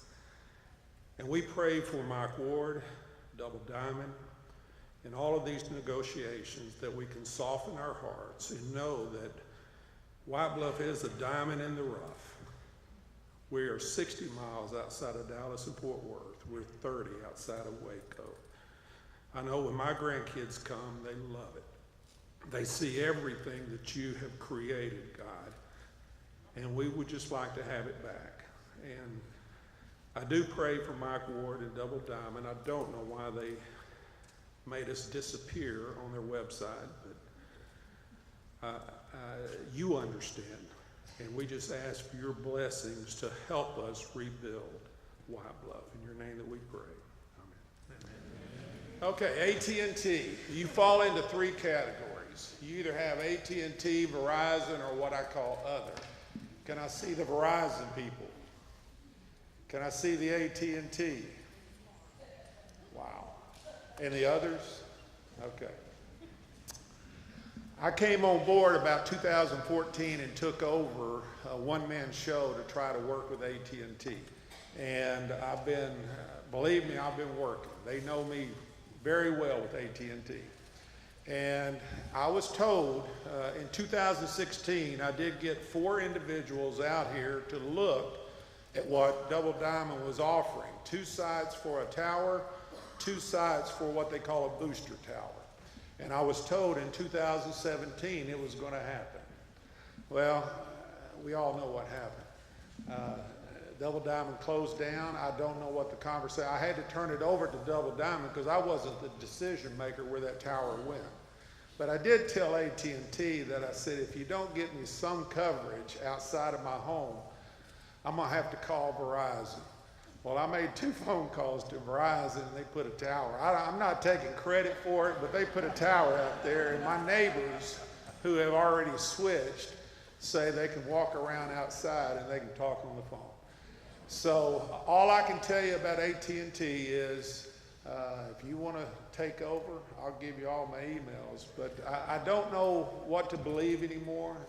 It was turned over to Double Diamond, and I know that Fred Mosen met with those.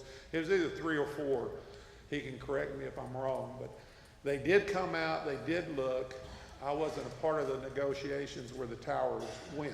But like I said, I made probably 20 phone calls late 2017 and said the time is running out, and I said I'm going to give my final report, and I hope I have some good news. So did anybody from AT&T show up? Because I did invite them. I don't see them. So I'm going to say, for me personally, I changed to Verizon in a month, and let the two, it's like our internet, just let them fight back and forth, but you make your own decision. But I don't think AT&T is going to come through for us anytime soon. So bad news, but hey, I did my best. Thank you.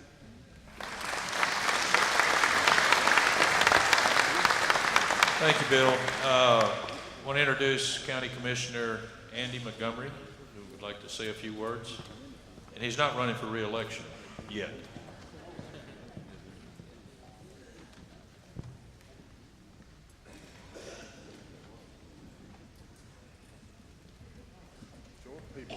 Good morning. Thank you for inviting me here. I wrote down a couple of things. I'm always excited to get to talk to you folks because I don't get to see y'all very much.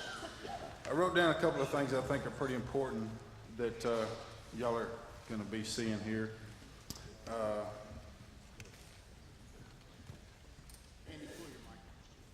Yeah, somebody short was standing here. I don't know who it was. Wasn't me.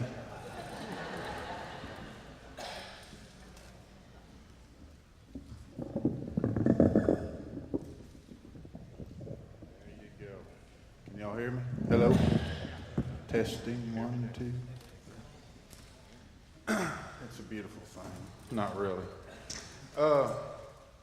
It's always an honor, and I'm always excited to get to speak to y'all, any of my constituents, because I don't get an opportunity to do that very often, especially the White Bluff people, because they won't let me in the gate. But anyway,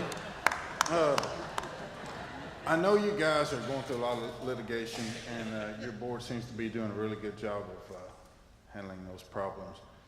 I wanted to talk to you about your tax dollars, because you people pay the most taxes in this entire precinct, and you get nothing for what you pay.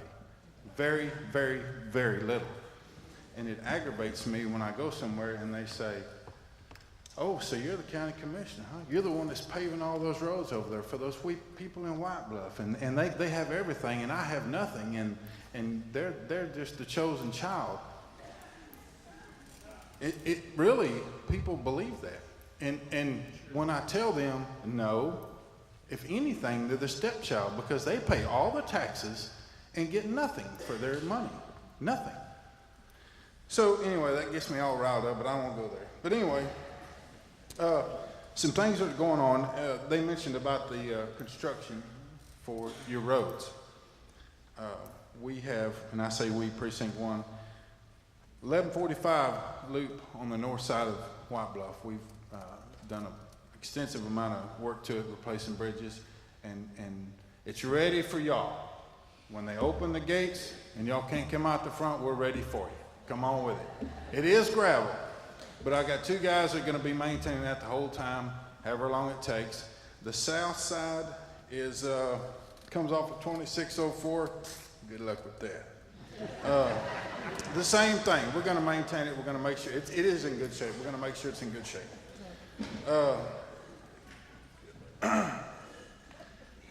I'm gonna go back on that because I really have a heart for White Bluff because y'all do pay the most taxes. And you do, I don't live in White Bluff like Danny. Where's Danny? Hey, that's my administrative assistant over there. Let me tell you something. I didn't call you secretary. So, although I gave him flowers for Secretary's Day, but I'm not gonna tell nobody. I may ask them if they know it, but I'll never tell them. Y'all do pay the most taxes. And it chaps me to hear people dog y'all, and to me, because y'all are the stepchild. You reap nothing for your tax money. And so when they said, hey, we're gonna put new streets in White Bluff, I have a Facebook page. It's called Hill County Precinct 1. I encourage everybody to get on there because if there's something going on that you guys need to know about, because I spend your money. I am your vote and your voice at that courthouse. When something comes through that's stupid, I need to be able to come back to y'all and go, hey, is this stupid? Because I'm not gonna vote for it. Hill County Precinct 1 Facebook. Please get on there. I will keep you abreast of everything that's going on. If you ever want to meet with me, call me, hit me. I do work a lot, so I'm pretty hard to find. Call me. Call Danny, knows how to get a hold of me. Danny can call me at 3 o'clock in the morning. He knows how to get a hold of me anytime. Call me if you have any questions about anything. That's all I got. I know everybody's rear end's tired and your mind can only conceive what your rear end will behold. So I'm gonna say thank you guys, and please check me out on Facebook, as they say, the young folks. I want to hear from you. If there's things going on that's coming through the court, it's your money. Your money pays the majority of what we get. Please be prepared. Please pay attention because it's serious. I mean, you know how people are, politicians, they'll vote for the dumbest thing in the world, but anyway. Thank y'all very much, I appreciate it.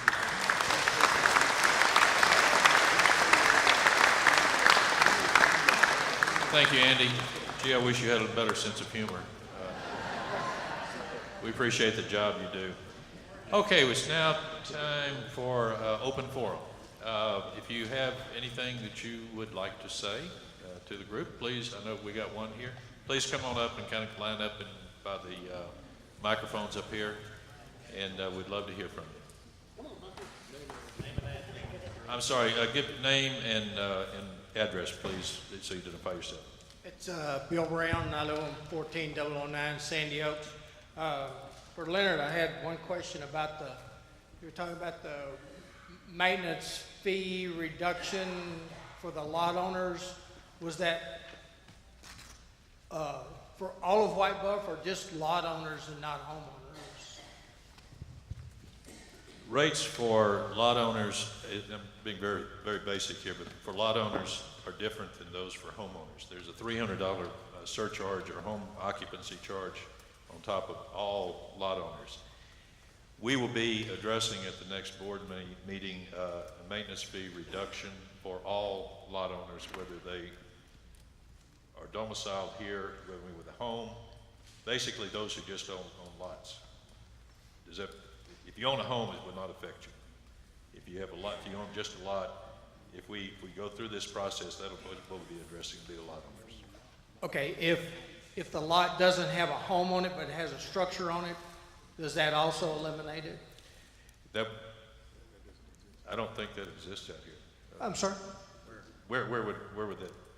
I have two lots. I have a house on one lot and I have a garage structure on the other lot. So is that will that lot be eliminated also because it has the structure in it? Do you pay a $300 surcharge on that lot? Yes. For the garage? Yes. Yeah, this is a type, and I'm not being evasive, but this is the type of thing we weren't aware of, for example, with this type of situation. This is the reason we'll be asking for input. before we discuss this openly and make any kind of decision, because these are circumstances we need to be aware of, so we'll be happy to address that. Okay.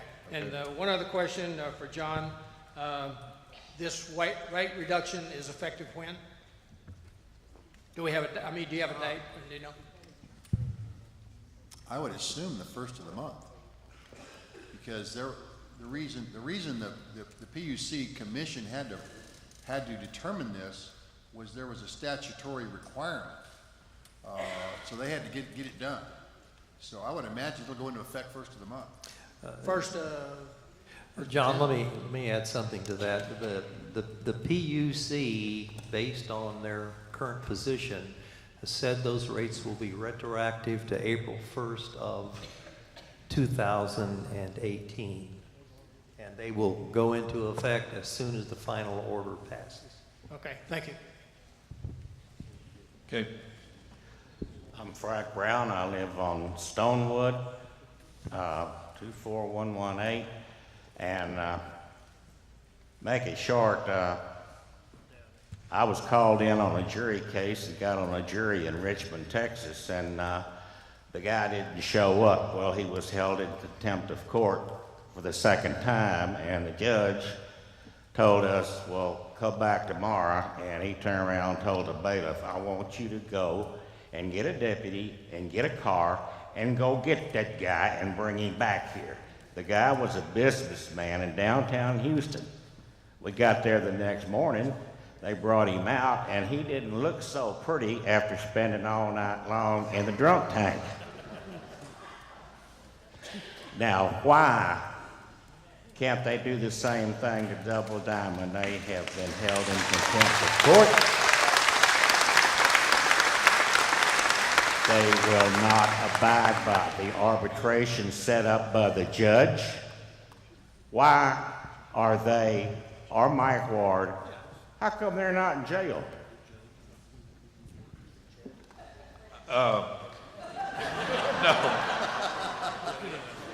No, we have, I'm going to turn this over to Chad because I'd rather you hear it from the attorney. So I can stay out of jail. Yeah, no, it's a very good question. We have asked for that relief from the court. Yeah, we have asked for it. We've got a very good judge. He hasn't granted that relief yet, but it ain't over yet. We're getting ready to go on another motion for contempt. We're going to keep pursuing that option. But a civil case, when you're fighting over documents and discovery, judges are a little more hesitant to grant that kind of relief. There, that guy's ignoring his civil duty to serve as a potential juror, and judges, I think, view that as a little more serious sometimes than a document dispute. But we've got a good judge. We haven't gotten him there yet, but we're going to keep trying. Well, all I know is if I was a judge and somebody like that defied me and my orders, he'd be in jail.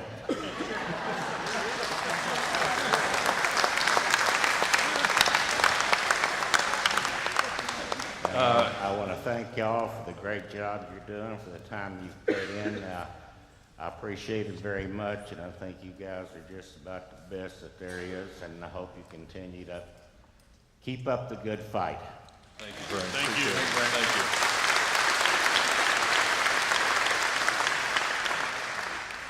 Thank you. Okay, over here.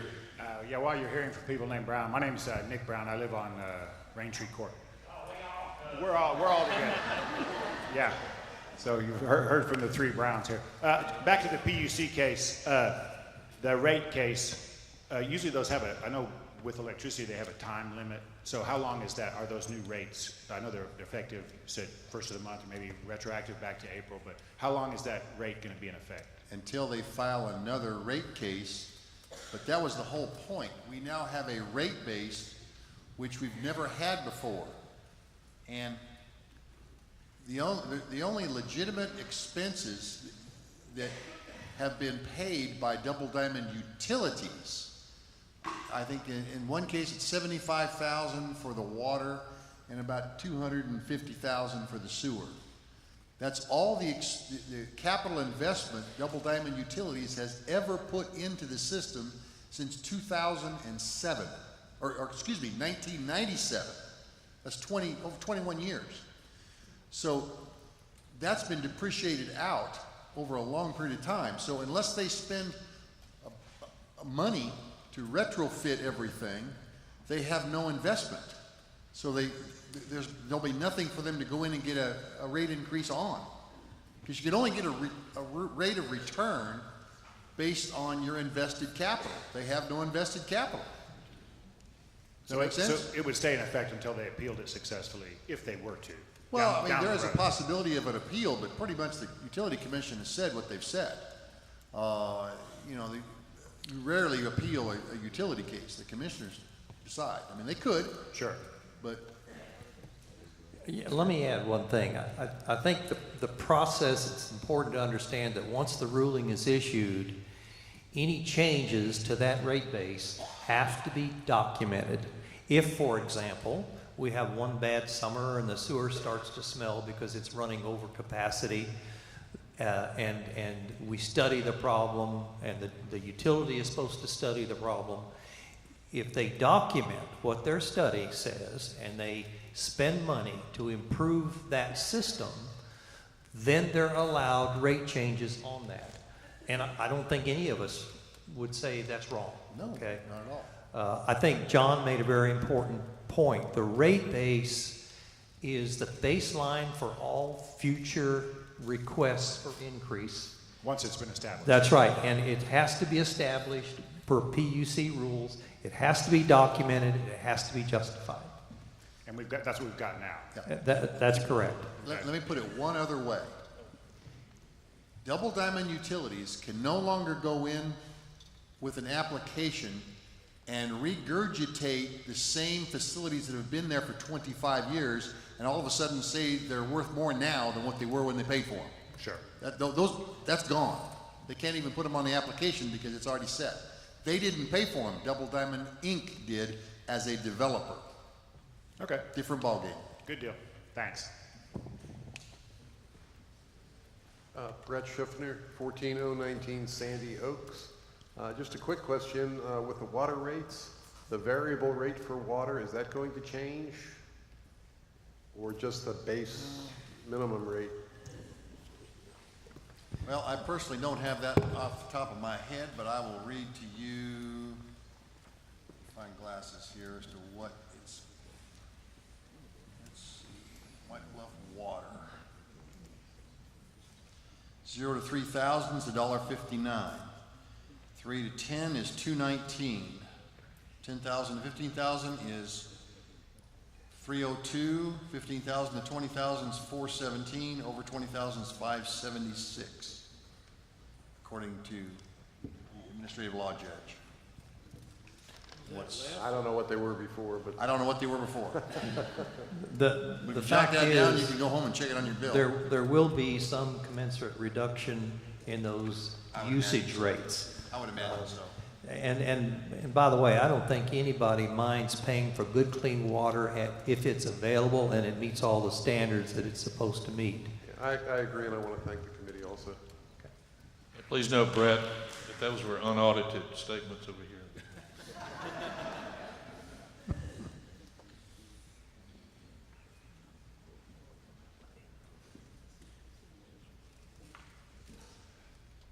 Who's up? Lou? Thank you, Leonard. Lou Storm, 1366 Spring Valley Trail. My wife Shelley and I have lived here about 15 years. And to tell you that I have served on a couple of ad hoc committees under the board. One is the nominating committee for 2 years for prospective board members, and I have thoroughly enjoyed that process and hope to be invited to do that again next year. Linda Walmart did a great job of running it this year, and we had a great job last year by Terry. And also I've served on the ad hoc litigation committee doing forensic accounting. I want to make some comments, and the comments are entitled, "Are you incensed yet?" Are you incensed yet? I assume that roughly dividing, there's 3 camps in this room. I know that there are people who support Mr. Ward, the developer, and think he's done a good job and ought to take back over. I am not here to insult them. There are people who are not sure what to believe, and they're here to get information. But I suspect the vast majority are here because they support the board and what the board has done since we took control of the board the last 2 years.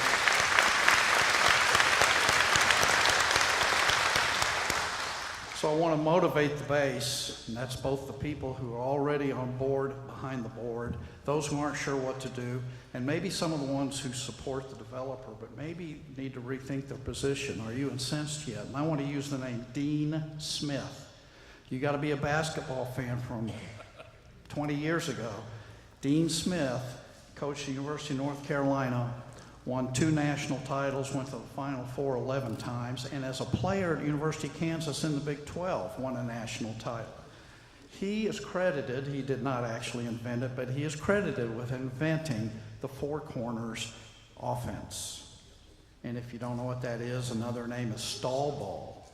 And if you're so young you don't know that there didn't used to be a shot clock in college basketball, and there didn't used to be a shot clock in NBA, Dean Smith created that situation because if he had the lead with about 4 minutes to play, they just held the ball and waited for the other team to foul. There was nothing to make them go shoot. Well, I want to tell you, we have a master at stall ball in the developer, a master at stall ball. And I want to talk a little bit about some of the accounting stuff because that's what I've worked on. In January, way back in 17, about the first week, Chad filed and asked to try to get 16 pages worth of questions to get our financial records, 26 years worth of our financial records. They belong to us, you would think, okay? They were supposed to have them in 30 days in the court. He was late, the developer was late. Are we surprised? Stall ball. And finally, when the court ordered a contempt of court, you know, somebody says he ought to be arrested.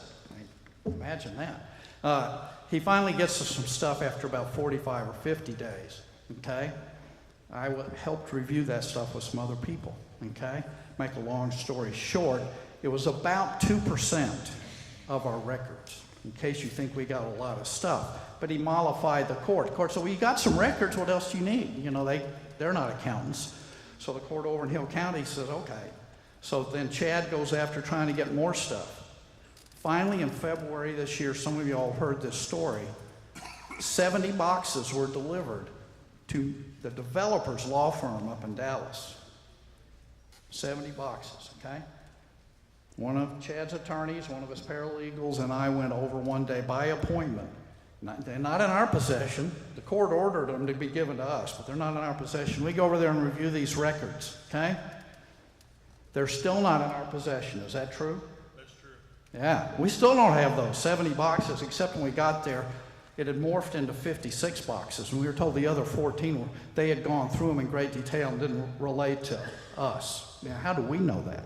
And how do we know that they didn't go through the rest and pull stuff, okay? Does this sound like stall ball? The master of stall ball? Are you incensed yet? I'm incensed. So we go through these records. I'll get to last year's in a minute, but I'll get this year's. We go through those records. Chad's attorney, his paralegal, and I spent 2 days there in their law office, probably bugged. If I were an attorney with about 50 attorneys in the office, I'd have the conference room bugged. And what do we find? We find some, not 26 years worth, of the deposit records for maintenance fees. About 99% of those 56 cartons are just deposit records. Not one invoice for an accounts payable invoice did we find. Not one canceled check, not one bank statement, not one general ledger. Nothing that is actually really useful was delivered to us, okay? Let's go back to the ones a year ago. They did give us partial general ledgers for only 6 of the 26 years. Are you incensed yet? Boy, I tell you, I can get wound up on this one, okay? They gave us 6 years. I'm just going to give you 4 years worth of general ledgers they gave us, partial general ledgers. How do I know? Anybody, even not in accounting, knows at the end it needs to balance, okay? 2010, at the end of the report, says 543,000 out of balance. At the end of 2011, 549,000 out of balance. 2015, 1.1 million out of balance. 2016, 1.4 million out of balance. Are you incensed yet? This mollified the court. These two things, February of last year, February of this year, they gave us, my estimation as a professional CPA, about 5% of our records. Do you want our records? Yes. All right. I want to enlist you. Quit carping about the board trying to do what they're doing out there on next door, write a letter, one sentence, and address it to two places, one to Double Diamond up on Beltline, one over to the judge in Hillsborough. You're independent people. Go influence the vote. Write a letter, says one thing. We want our records. One sentence. Make 30 copies, put it in your calendar, mail one the first of every month to those two addresses until we get our 26 years worth of records, or at least the last 6 or 7, so that we can get audited financial statements and find out where the money went. Imagine that. Where did the money go? I just want to tell you one example of where the money went. They talked a little about the water rates, but nobody's told you yet. When we get the golf courses back, there are sprinkler heads on there. And those sprinkler heads are fed by 2 sources.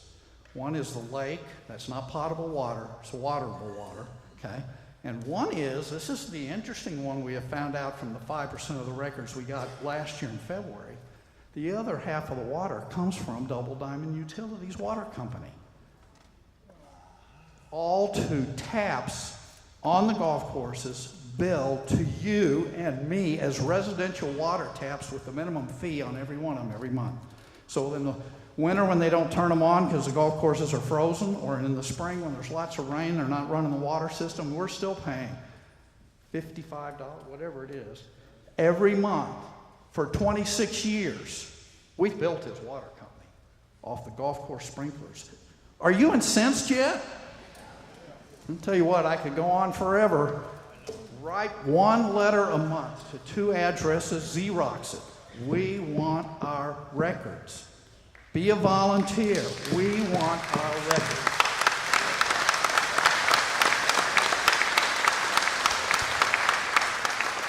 Just to give credit, thank you, Lou, very much. Appreciate it. Give credit to these guys up here again. This is an indication of just partial complexities of what we deal with as a board every day that you guys never see, that you don't know is going on. And I applaud each one of these. These guys have such incredible, different, varied experiences and expertise, and it has been a wonderful meshing together.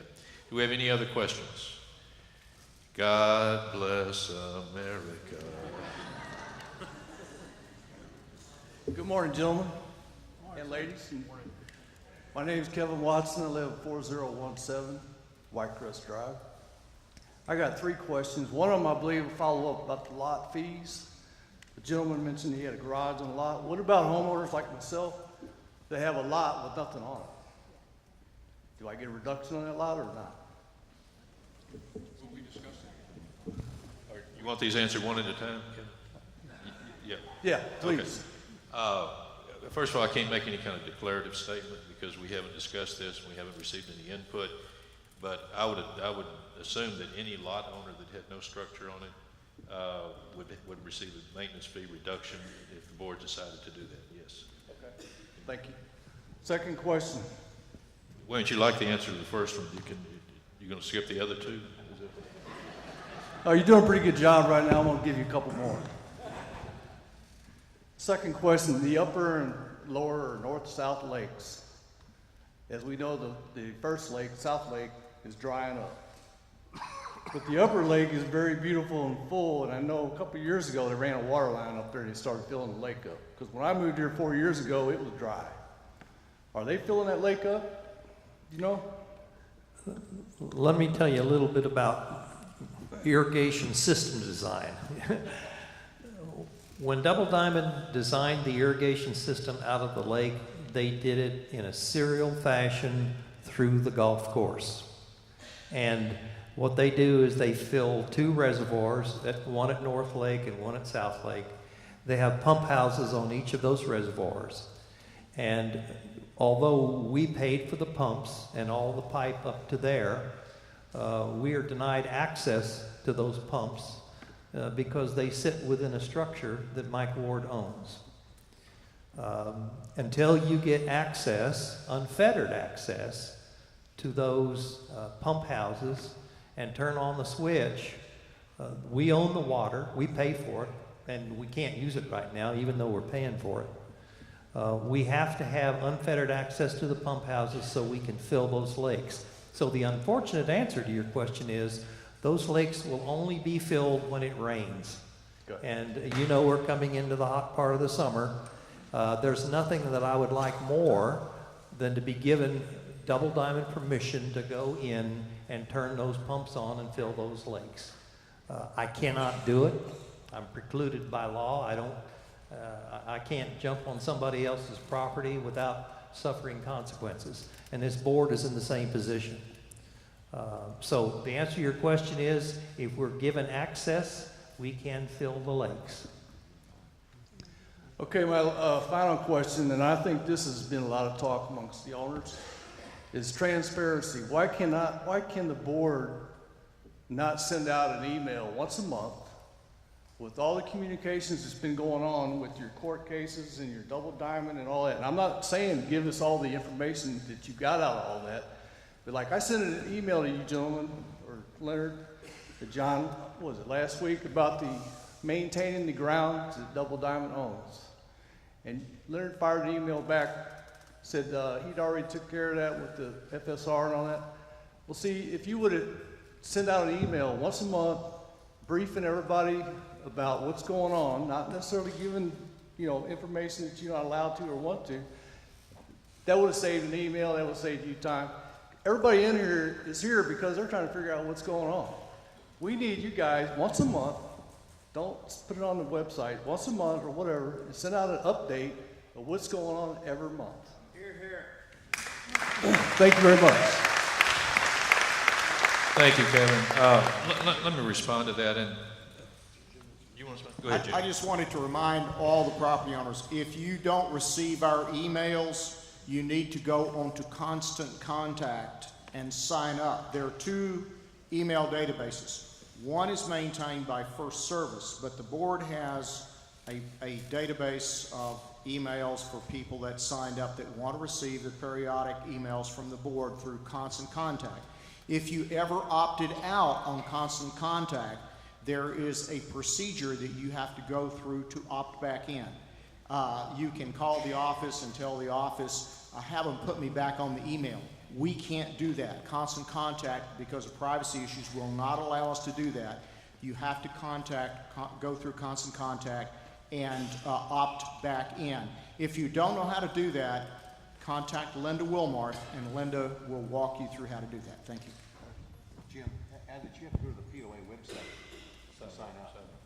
Yes, and you sign up through the POA website. There's a link on there for you. Kevin, let me address this. You use the term transparency, which means seeing through something and finding out what's behind there. I would choose to use, we probably, instead of transparency, perhaps better communications, I think would be a term. I'm somewhat sensitive about this because I honestly think, do we screw up sometimes? Yeah. I should have let everybody know about the letters going out to a Double Diamond, but quite frankly, I was occupied with several other things going on the last couple of weeks. But we have been, sounds defensive, but we have been diligent about informing through email blasts everything and anything that we possibly can about what's going on out here, exclusive of negotiations. And I know that's probably the most frustrating of all of them. We actually have received complaints from property owners. Stop sending us all those darn emails. And they're all posted on the website, of course, but I will commit to you, I will be more sensitive to trying to ascertain what we can get out or what's important for you to hear. Obviously, that was something that was important. And again, I apologize, we were just starting 6:30 in the morning till 9 at night, virtually every day for the last couple of weeks. So I take that, and Kevin, thank you for that suggestion. Other questions? Yes, ma'am.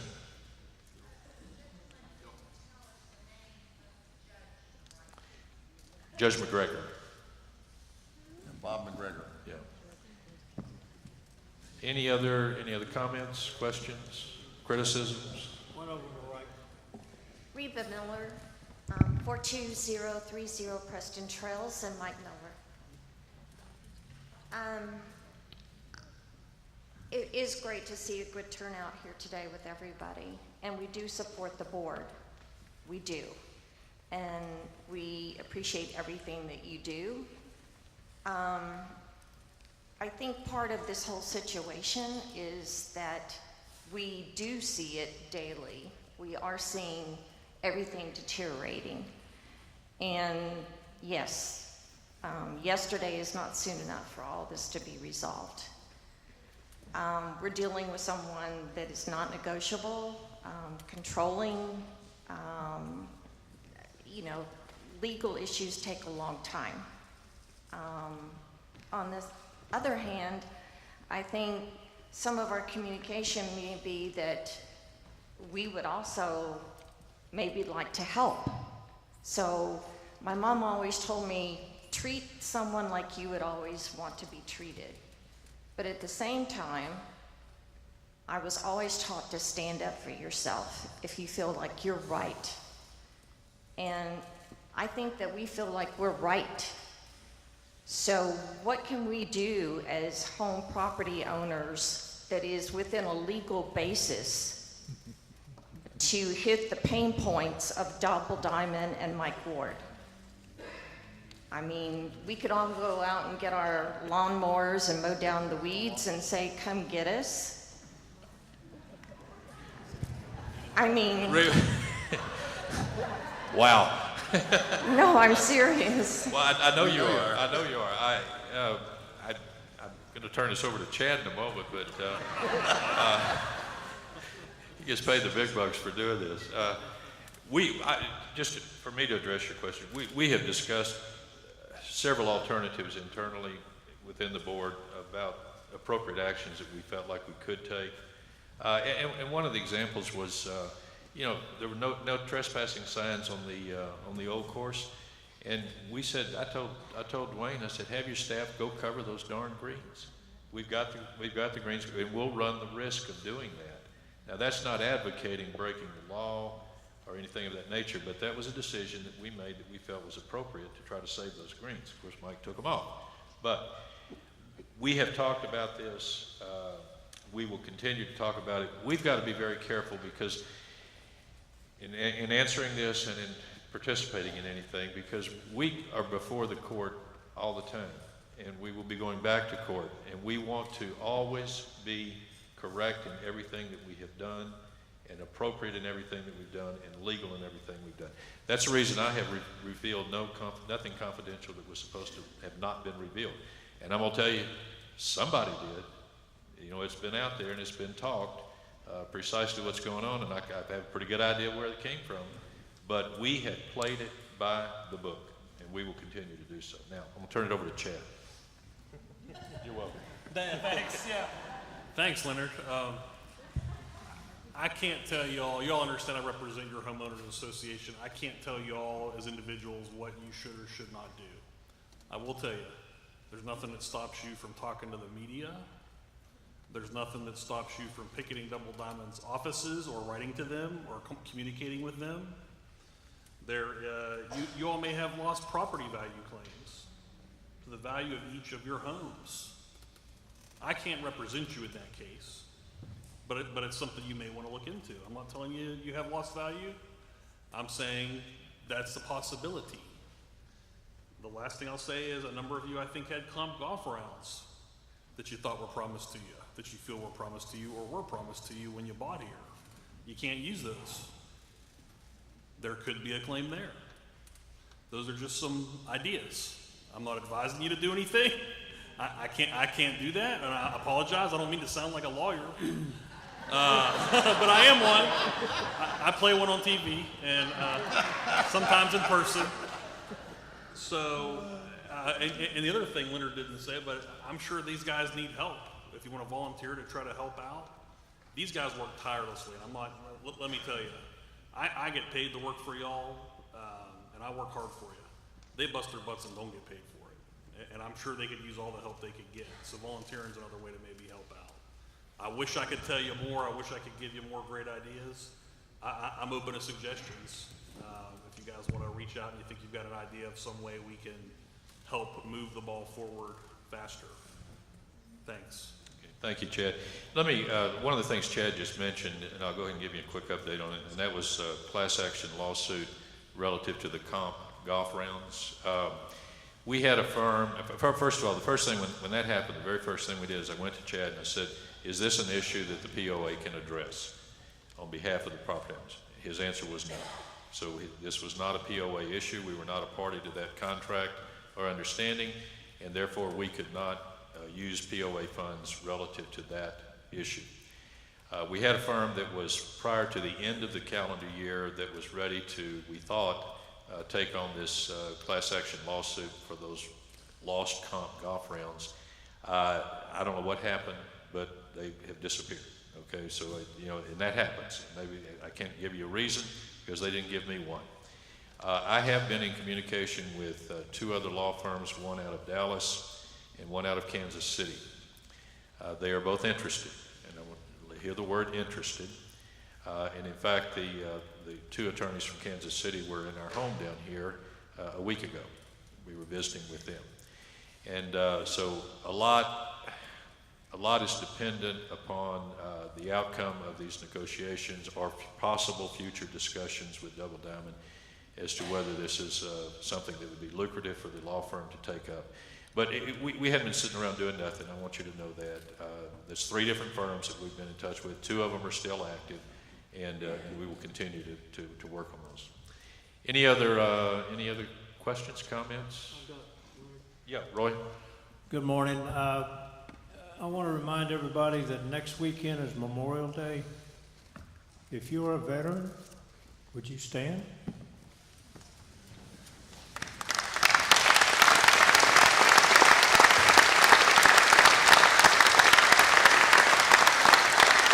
Thank you. Thank you, Roy, very much, and thank all of you. It's been a great meeting. Really has. We appreciate you. We appreciate your input. We continue. I said last time, we're available anytime you want to talk to us. You don't have to post on Nextdoor. We're not going to answer you on Nextdoor. I've learned nothing can be solved by posting on Nextdoor. So, is my opinion. But we're all available. Our contact information is on the website. Our telephone numbers are available. I'm very happy to visit with anyone at any time. Okay. John, let's end the meeting up at this point. Give us a report on the election. Okay.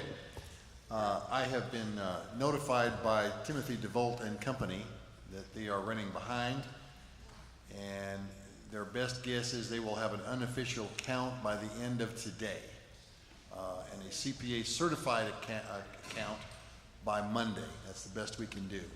So we will send out an email blast this afternoon as soon as we have that information. If you don't get email blasts, go to the White Bluff POA website and sign up so you can get that information. But we will get it to you as soon as we have it, and it'll be out to you. Okay. Thank you for being here. The meeting is officially adjourned at 12:25.